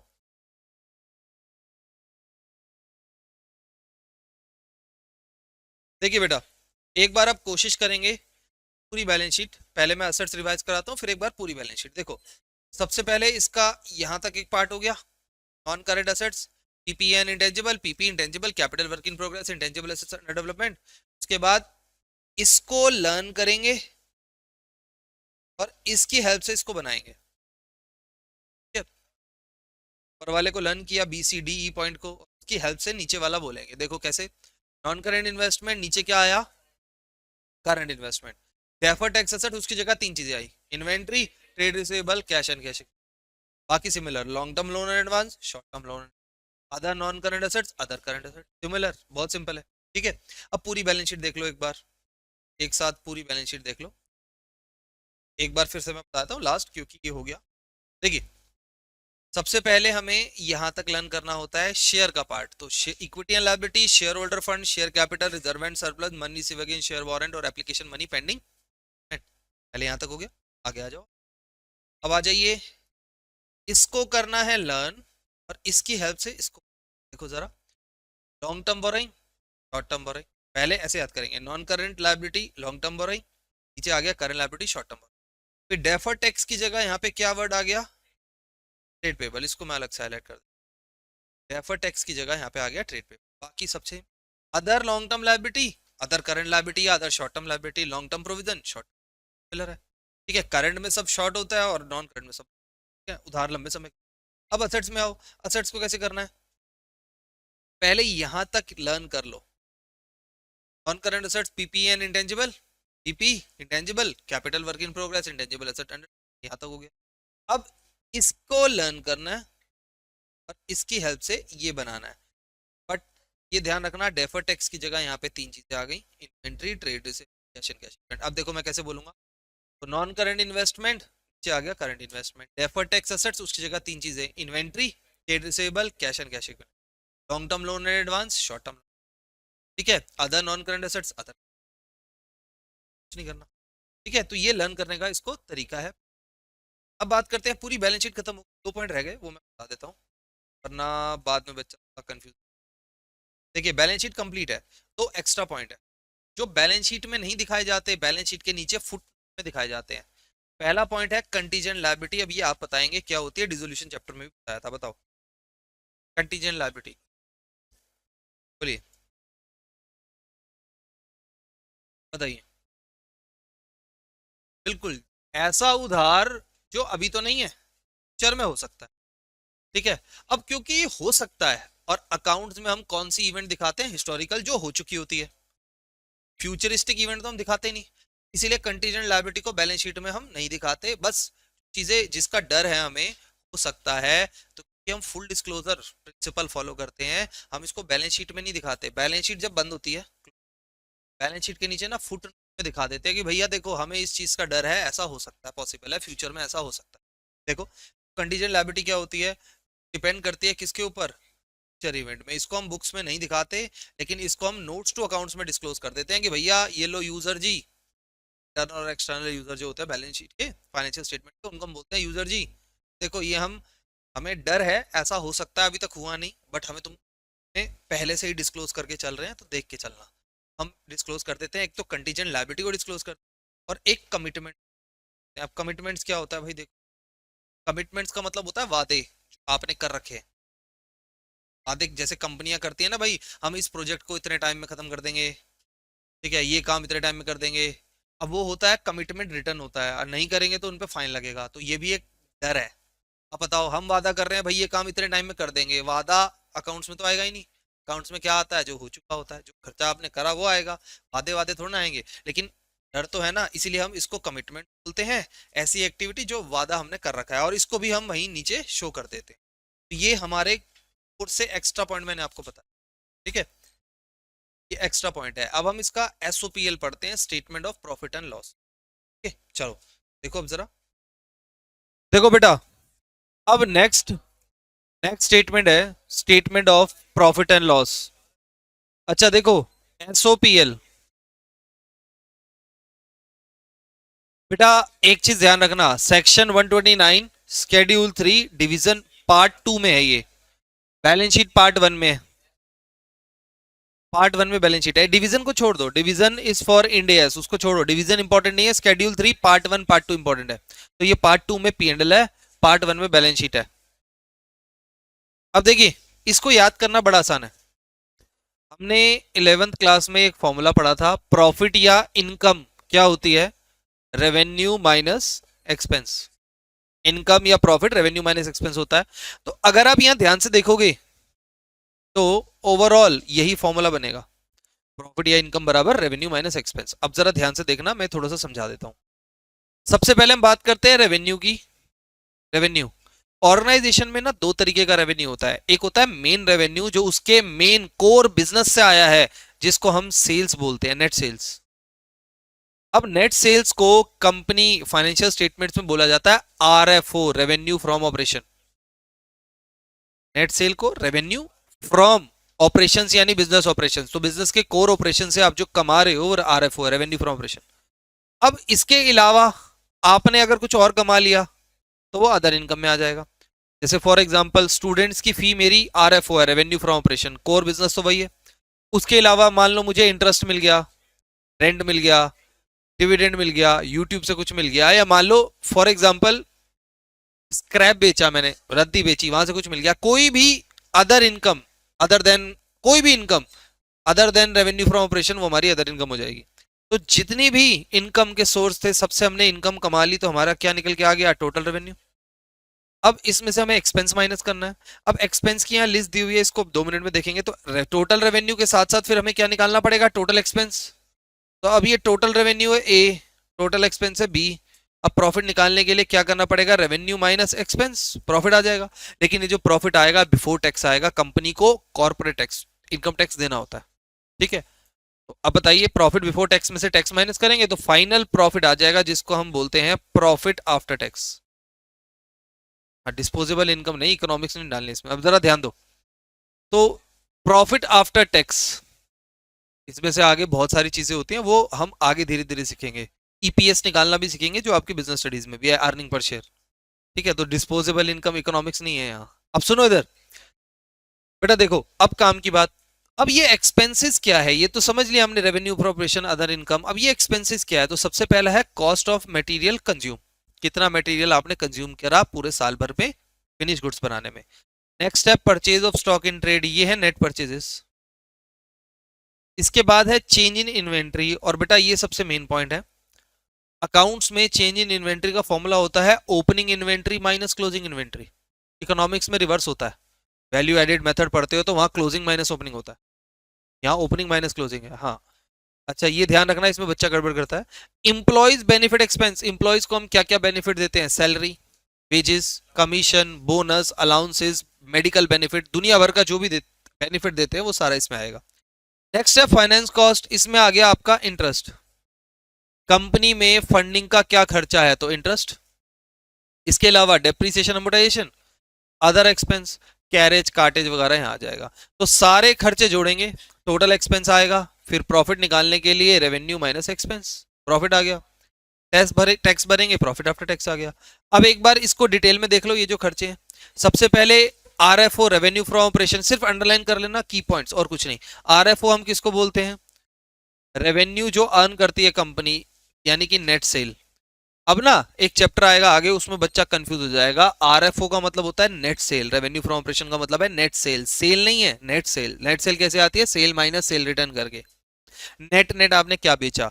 अदर इनकम में क्या आ गया, बेड डेट रिकवर आ गया, प्रॉफिट असेट्स बेच के आपने क्या कमाया है, कोई भी ऊपर की इनकम, रद्दी बेच के आपने क्या कमाया है, स्क्रैप के थ्रू आपने क्या कमाया है, वो सारा का सारा किसका पार्ट हो जाएगा, आरएफओ का आ जाएगा, अदर इनकम का हो जाएगा। देखो स्क्रैप, इनकम टैक्स से आपने क्या रिफंड लिया, सारा सेल के अलावा कुछ भी अदर इनकम सारी की सारी उसी में चली जाएगी। नेक्स्ट है कॉस्ट ऑफ मटेरियल कंज्यूम, कितना मटेरियल आपने कंज्यूम किया। तो इसका एक सिंपल सा फॉर्मूला हो गया, क्या आपके पास पड़ा है। देखो इधर मैं इसको समझा देता हूं। मान लीजिए मेरे पास 2 चपाती पड़ी थी, 5 और खरीद ली, लास्ट में 1 बच गई, तो बताइए कितनी खाई। 2 पड़ी थी, 5 और खरीदी, 1 बच गई, तो कितनी खाई, 6। तो निकालने का सिंपल तरीका, opening plus purchase minus closing is equal to क्या निकल के आएगा, ये कॉस्ट ऑफ मटेरियल कंज्यूम।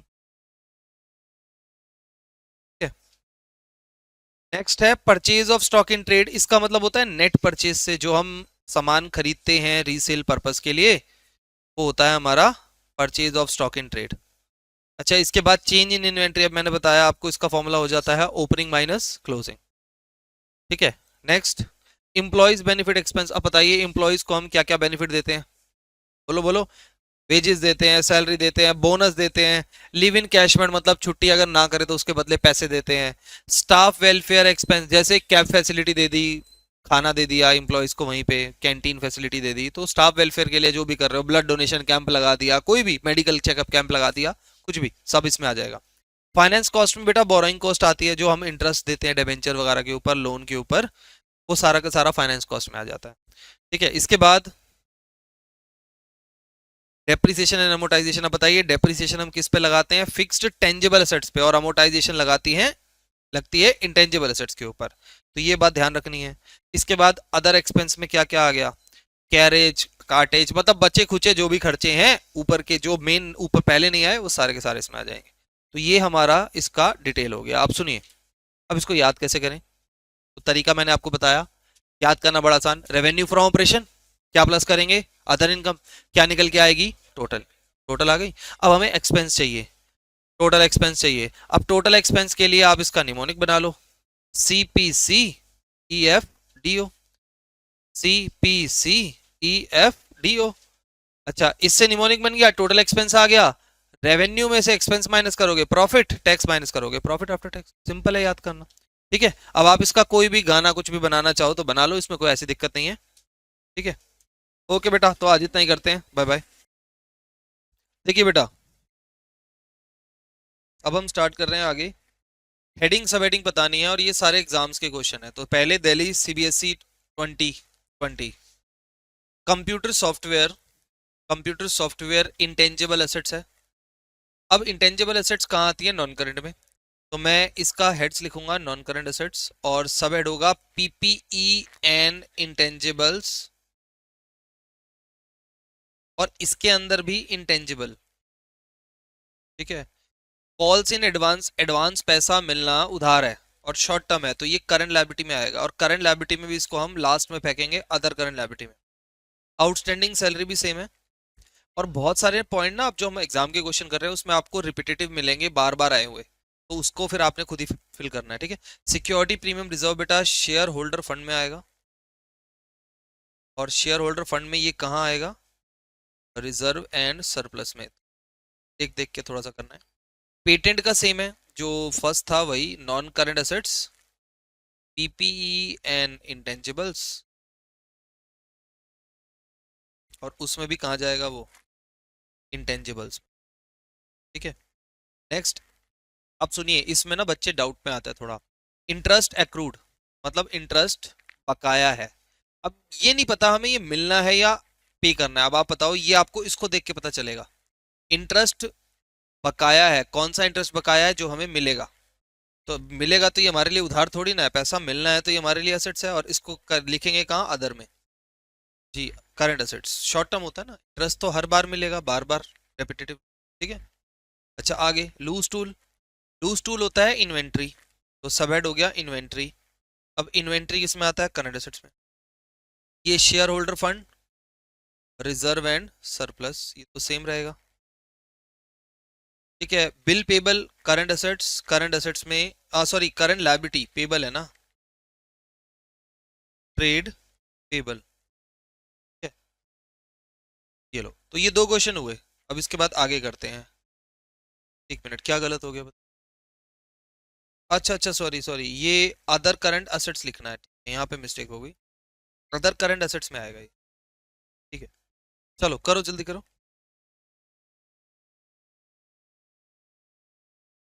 बेटा नेक्स्ट दो देखो, ये CBSE 23 और सैंपल पेपर का क्वेश्चन है।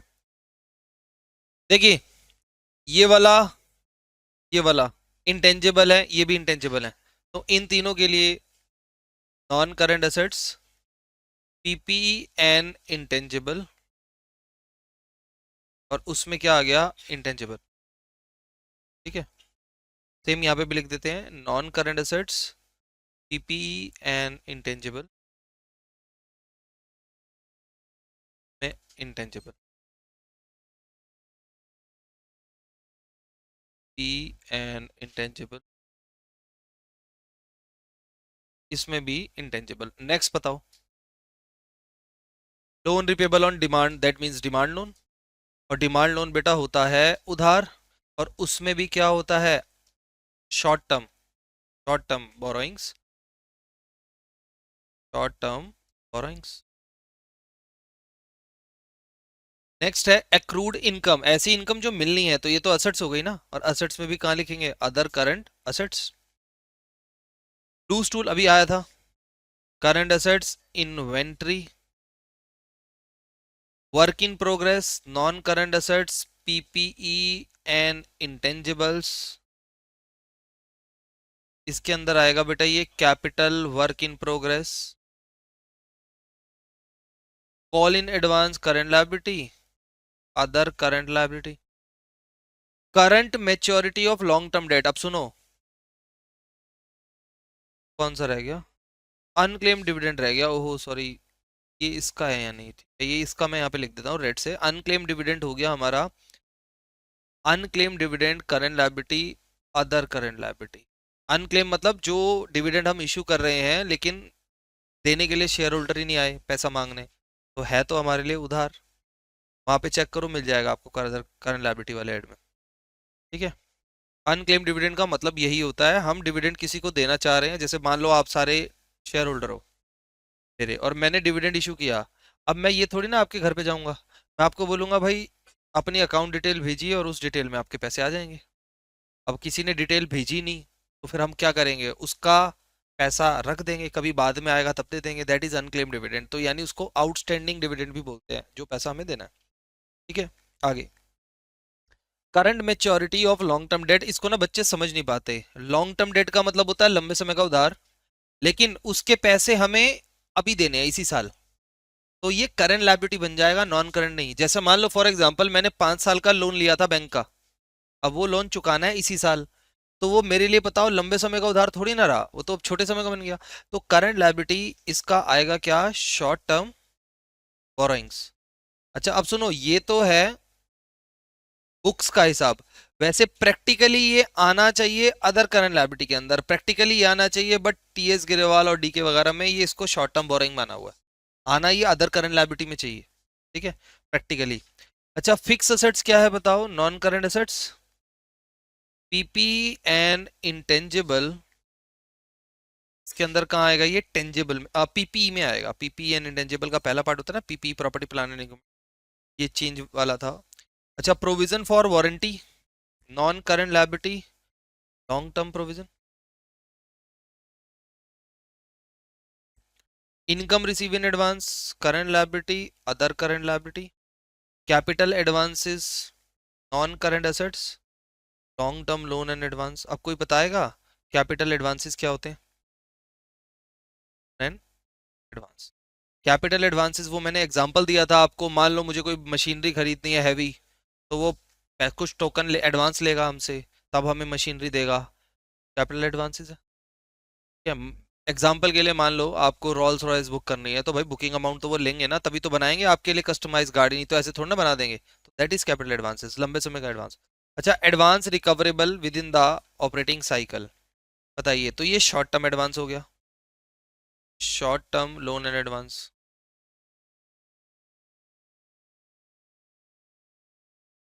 ये लो, बस एक बात ध्यान रखना, अगर किसी चीज में कंफ्यूजन होती है तो हम उसको लॉन्ग टर्म मानते हैं, शॉर्ट टर्म नहीं मानते, अनलेस वो क्लियर दिया हो कि हाँ ये शॉर्ट टर्म है, तो हम लॉन्ग टर्म मानते हैं, ठीक है। चलो आगे बढ़ते हैं, अब नेक्स्ट करते हैं बेटा, देखो इसमें भी बहुत सारे इंटेंजिबल है, एक ये इंटेंजिबल है, एक ये इंटेंजिबल है, दो चीजें इसमें भी इंटेंजिबल है। तो इंटेंजिबल सबसे पहले लिख लो, सबसे आसान है, non current assets, PPE and intangible, और उसमें भी क्या आएगा ये टेंजिबल, सेम यहाँ पे भी आ जाएगा, non current assets, PPE and intangible, और उसमें भी क्या आ गया, टेंजिबल। अच्छा आगे लूज टूल कहाँ है, करंट एसेट्स इन्वेंटरी में आएगा, एडवांस पैसा मिला, current assets, other current assets, provision for taxation, current liability, short term provision, ठीक है। कैपिटल वर्क इन प्रोग्रेस, अब बताइए सेम यही, non current assets, PPE and intangible, capital work in progress में आएगा। स्टोर एंड स्पेयर्स वही current assets, inventory,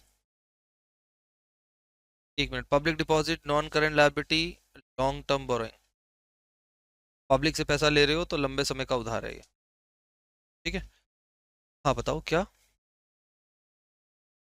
हाँ current liability, income receive in advance, अरे ये गलत लिख दी, ये करंट लायबिलिटी होगी, एडवांस में पैसा मिलना उधार है, ये मैंने गलत लिख दी, current liability other current liability में। ठीक है ये देख लो, इसको करेक्ट कर लो, current liability other current liability. Next वाला बताते हैं, टूज टूल, current assets, inventory, demand loan, current liability, short term borrowing, ये छोटे समय का उधार होता है। Provision for retirement benefit, non current liability, long term provision होते हैं ये रिटायरमेंट तक के। Prepaid insurance, current assets other current assets होती है। कैपिटल एडवांसेस वही same, non current assets, PPE and intangible के अंदर कैपिटल, अरे ये क्या, नॉन करंट एसेट्स में ये यहाँ नहीं आएगा, नॉन करंट एसेट्स में आएगा ये long term loan and advance, हमने एडवांस दिया है। ठीक है, शेयर इन लिस्टेड कंपनी का मतलब बताओगे, हमने ये शेयर खरीदे हुए हैं, ये हमारी इन्वेस्टमेंट है। अब हमें बताया नहीं छोटे समय की या लंबे समय की, तो बताओ इन्वेस्टमेंट हम करते किस लिए हैं, लंबे समय के लिए करते हैं, तो non current assets, non current investment. ये अब आप मुझे फटाफट से करके दिखाओ, देन नेक्स्ट क्वेश्चन करिए।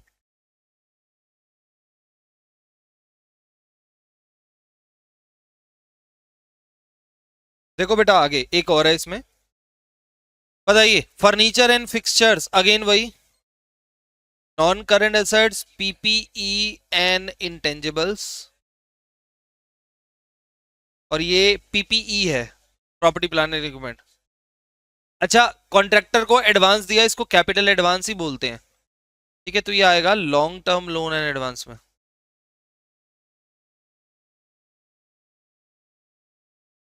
बेटा ये लाइन नहीं देखनी, ये देखनी है, एडवांस पे करा कॉन्ट्रैक्टर को, तो ये कैपिटल एडवांसेस है, एसेट्स के लिए एडवांस देते हैं तो कैपिटल एडवांसेस है। आगे देखो, आप ये देख रहे हो बिल्डिंग अंडर कंस्ट्रक्शन, वो बिल्डिंग की बात नहीं कर रहा, वो एडवांस देने की बात कर रहा है। एक्रूड इनकम, जो पैसे मिल रहे हैं, current assets other current assets, demand loan देखो दोबारा आ गया, current liability, short term borrowing. अब सुनिए, ये दो पॉइंट ना कंफ्यूजन क्रिएट करते हैं, एक नॉन करंट लायबिलिटी, एक करंट लायबिलिटी है, एक है लॉन्ग टर्म प्रोविजन और एक है शॉर्ट टर्म प्रोविजन। अब जरा इसको दोनों को समझ लेते हैं।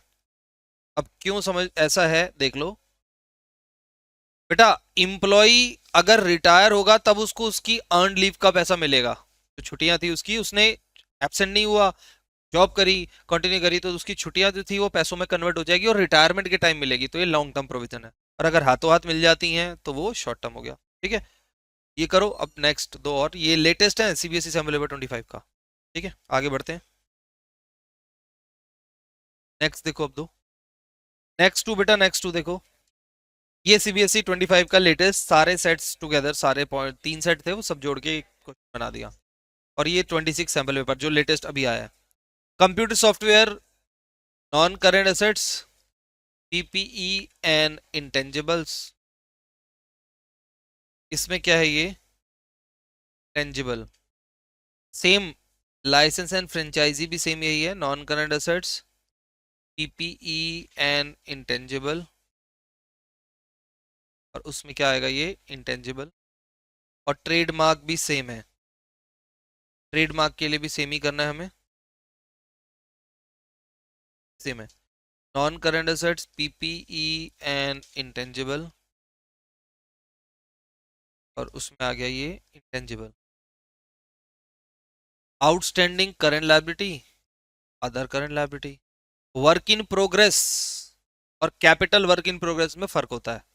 वर्क इन प्रोग्रेस हमारी इन्वेंट्री आती है, कैपिटल वर्क इन प्रोग्रेस है वो इंटेंजिबल एसेट्स वाला। ठीक है, calls in advance, other current liability, prepaid insurance, current assets, other current assets. देख रहे हो आप, बाकी के जो प्रीपेड, आउटस्टैंडिंग, एक्रूड, ये सब हम पढ़ते थे, उनको अदर में डाला हुआ है, अदर वाले में, धार है तो अदर लायबिलिटी, असेट्स है तो other current.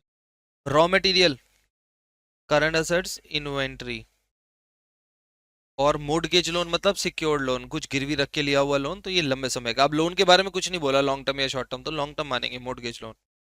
Liability, non current liability, long term provision, अरे लॉन्ग टर्म बोरोइंग्स,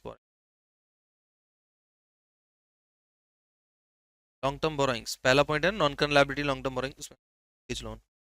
अच्छा अगला देखो, इसमें दो क्वेश्चन है। पहला, एग्जाम्पल दो आप इन्वेंट्री के, raw material, work in progress, finish goods, stock in trade के अलावा। तो दो एग्जाम्पल होंगे, loose tools and store and spares. ठीक है, अगला पॉइंट पूछ रहा है, where will you disclose the amount of loss on issue of debenture written of out of statement of P and L account. तो ये कह रहा है आप statement of P and L से हमने डिस्काउंट को रिटर्न ऑफ किया, तो वो उसको पी एंड एल में कहाँ दिखाओगे?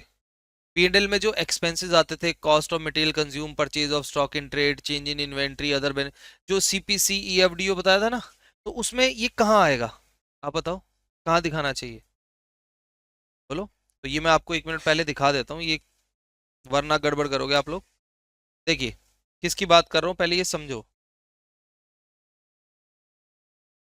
देखो पी एंड एल कहाँ गया हमारा, ये रहा, इधर देखो, थोड़ा सा समझो। ये हमने statement of P and L पढ़ा था, ठीक है। ये statement of P and L में वो जो डिस्काउंट रिटर्न ऑफ किया ना हमने, उसको कहाँ दिखाओगे, इनमें से किस पॉइंट में आएगा? तो अब थोड़ा सा विचार करते हैं। क्या मटेरियल है वो, loss on issue of debenture, वो जो डिस्काउंट डिबेंचर इशू करते टाइम लॉस होता था? क्या परचेज है, इन्वेंट्री है, क्या एम्प्लॉय को बेनिफिट दे रहे हैं, क्या डेप्रिसिएशन है? तो इन दोनों में से किसी एक में आना चाहिए। अब आप बताइए किस में आएगा। तो ये फाइनेंस कॉस्ट में फंडिंग की कॉस्ट है, ठीक है। तो अब मैं आपको दिखा देता हूँ, ये देखिए फाइनेंस कॉस्ट कहाँ गया, ये रहा।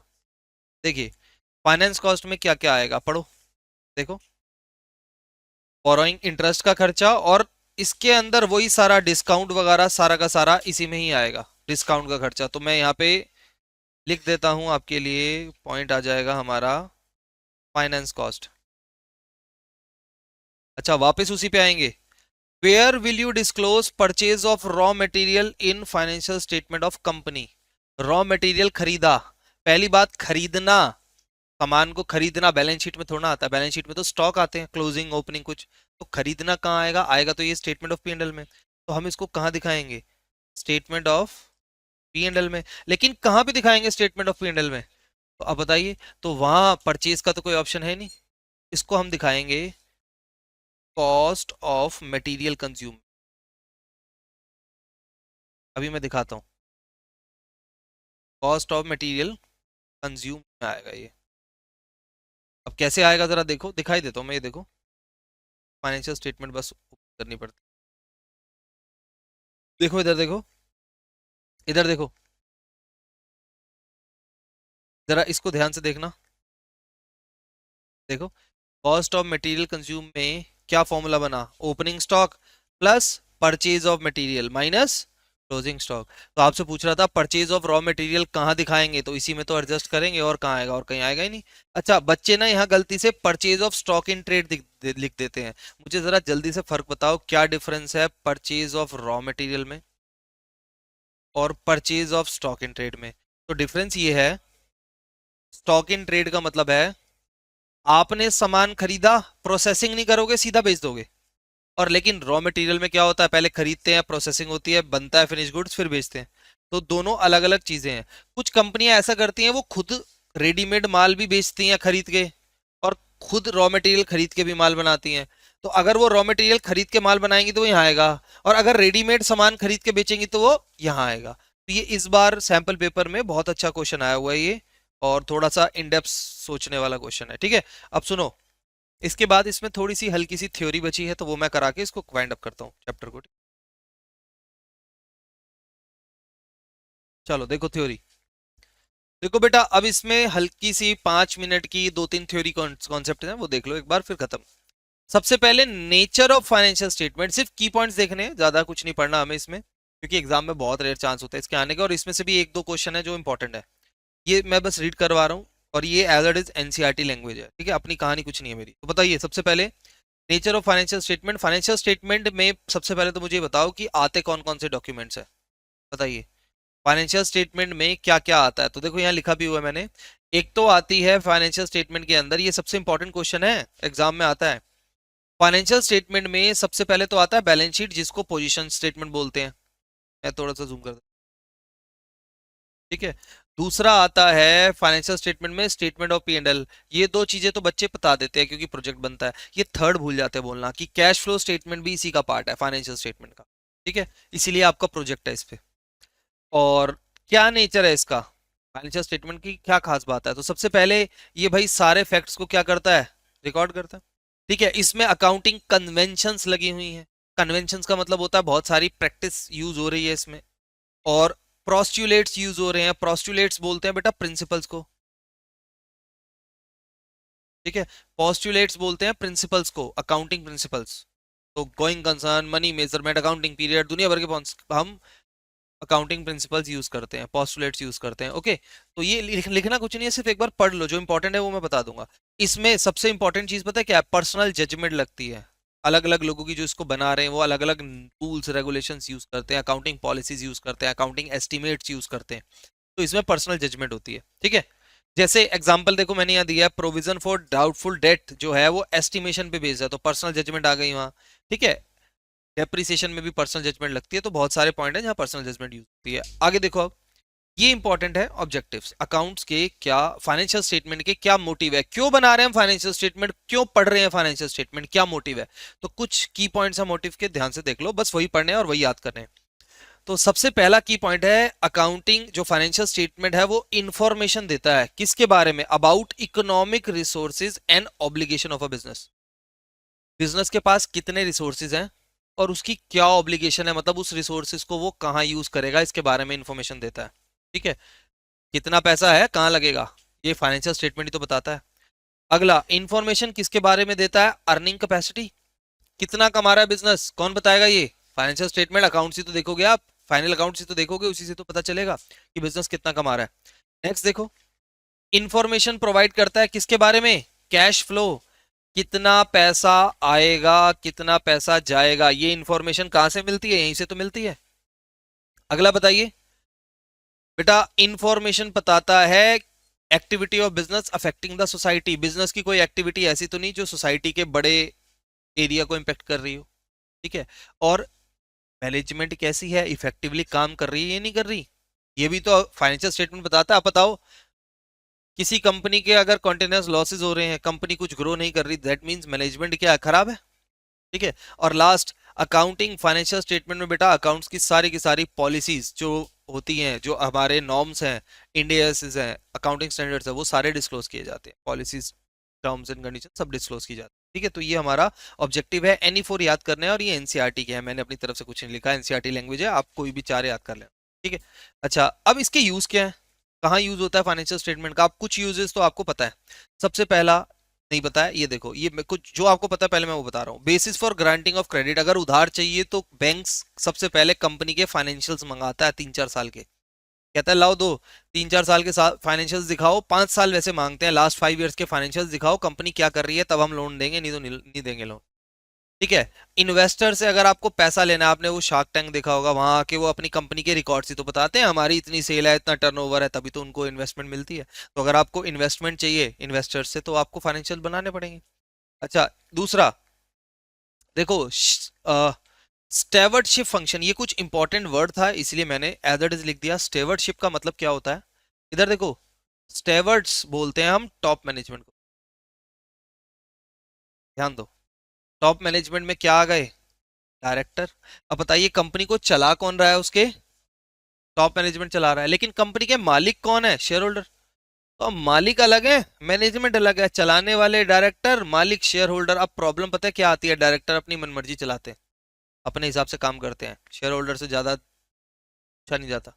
बस एक बार मीटिंग होती है, annual general meeting, important decision लिए जाते हैं बस शेयर होल्डर से पूछ के, बाकी डायरेक्टर अपनी मर्जी का काम कर सकते हैं, उनके ऊपर वो अपना प्रॉफिट कमाते हैं, ठीक है। तो फाइनेंशियल स्टेटमेंट से उनकी एक रिपोर्ट मिलती है शेयर होल्डर्स को कि क्या कर रही है कंपनी, क्या कमा रही है, हमसे पैसे तो मांग लिए, हमसे शेयर तो खरीदवा लिए, लेकिन हमारे पैसों का कहाँ यूज कर रही है, तो वो एक रिपोर्ट मिलती है उनकी फाइनेंशियल स्टेटमेंट।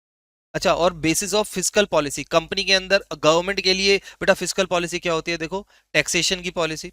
ठीक है, जो गवर्नमेंट को एक बेसिस देती है कि कंपनी किस तरीके से परफॉर्मेंस कर रही है, उस हिसाब से ही टैक्सेशन बनता है। जैसे जीएसटी रिफॉर्म्स क्यों आए थे, क्योंकि टैक्सेशन पहले बहुत कॉम्प्लिकेटेड था। अभी दोबारा जीएसटी के सेकंड जनरेशन रिफॉर्म आया, रेट कम कर दिए, रेट एलिमिनेट कर दिए। क्यों कर दिए बताओ, क्योंकि कॉम्प्लेक्स सिस्टम था, उसको थोड़ा स्मूथ किया। ये कैसे पता चला कॉम्प्लेक्स सिस्टम था, कंपनी की प्रॉफिटेबिलिटी वगैरह रिड्यूस हो गई, काफी कंपनियां बंद हो गई, तो कंपनी के फाइनेंशियल स्टेटमेंट्स को देख के। ठीक है, अच्छा 2 पॉइंट और हैं अगर आप करना चाहें। बेटा फाइनेंशियल स्टेटमेंट ही तो गाइड करता है इन्वेस्टर को इन्वेस्टमेंट के लिए कि कितनी वैल्यू है कंपनी की कि आप इन्वेस्ट कर सको।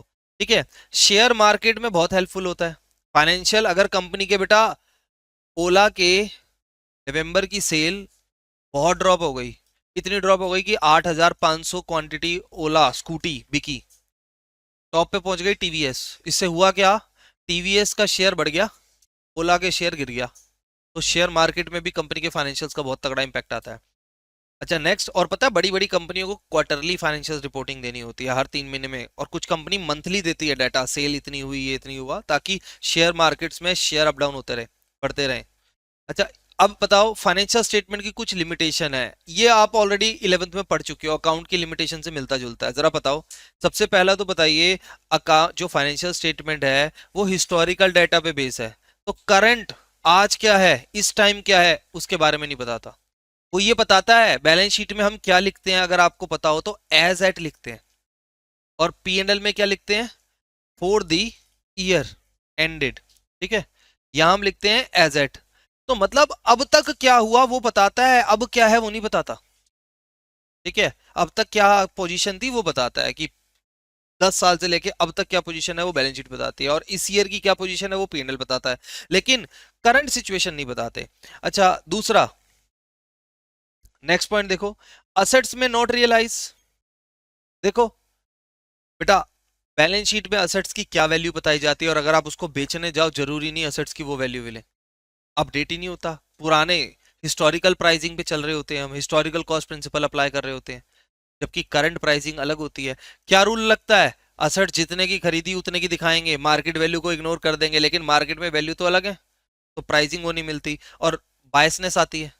डाउटफुल डेट्स कितने बनाने हैं बताओ, जितना मर्जी बायसनेस, कोई सी है कुछ बनाएगा, कोई कुछ बनाएगा। ठीक है, डेप्रिसिएशन में लाइफ कितनी लगानी है एसेट्स की बताओ, कौन सा मेथड लगाना है। मेथड तो फिर भी डिफाइंड होते हैं, लेकिन लाइफ, अब मान लो मुझे एसएलएम से इस फैन की डेप्रिसिएशन निकालनी है, तो उसमें क्या चाहिए होता है, कॉस्ट माइनस स्क्रैप अपॉन में लाइफ। अब मान लो ये 1000 का फैन है, अब कोई कहेगा 10 साल चलेगा, तो डेप्रिसिएशन कितना आया पर ईयर 100 रुपए। 1000 का पंखा अगर 10 साल चलेगा तो डिवाइड बाई 10, 100। कोई कहेगा नहीं जी 5 साल चलेगा, तो डेप्रिसिएशन 200 आ गया, मतलब डेप्रिसिएशन चेंज होता रहता है। अगला, ये बेटा एक एग्रीगेट इंफॉर्मेशन देता है, समराइज इंफॉर्मेशन देता है, इन डेप्थ नहीं देता। ठीक है, और वाइटल इंफॉर्मेशन मिसिंग, बेटा जो इंफॉर्मेशन हमें चाहिए वो मेन चीजें मिसिंग होती है, इसके अंदर होती नहीं है। और लास्ट सबसे इंपॉर्टेंट पॉइंट है, ये सबसे इंपॉर्टेंट है और ये आप सबको आता है, अकाउंट्स में क्या आता है बताओ, क्वालिटी।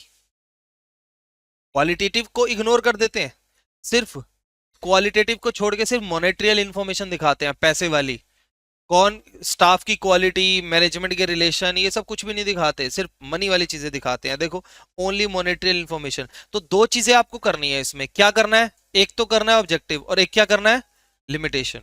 ठीक है, एक चीज और बच गई, देखो यूजर्स। बताइए भाई, ये तो यूजर्स 11th वाले हैं।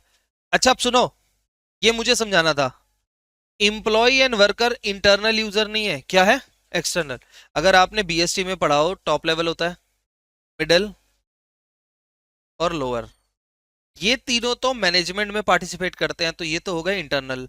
लेकिन अगर आपने उसमें पढ़ा हो जो इंप्लॉयज और वर्कर है कंपनी, वो प्लेटफॉर्म एरिया में आते हैं, उनका कंपनी से लेना देना कुछ नहीं है, मतलब इंटरनल पॉलिसी से कोई लेना देना नहीं है, उन पे तो पॉलिसी थोपी जाती है कि तुम्हें काम करना है तो करना है, तो वो इंटरनल नहीं, उनको हम एक्सटर्नल मानते हैं। और ऑथर्स भी अब एक्सटर्नल मानने लग गए हैं एम्प्लॉय और वर्कर्स को। ठीक है, वैसे पहले पुरानी बुक्स देखोगे तो उसमें इंटरनल दिया हुआ था, लेकिन आजकल इसको एक्सटर्नल मानने लग गए हैं। अब आप अपने टीचर से पूछ लेना क्या मान देंगे वो। ठीक है, चलो तो इसी के साथ हमारा चैप्टर होता है समाप्त, लेकिन अभी समाप्त नहीं हुआ, जब तक आप इसकी balance sheet P and L learn नहीं कर लोगे तब तक समाप्त नहीं होगा, और इवन वाइवा में बैंड बजेगी आपकी अगर याद नहीं करोगे। तो आई होप अब आप इसकी बैलेंस शीट और पी एंड एल पढ़ लोगे। ठीक है, चलो ओके, बाय बाय।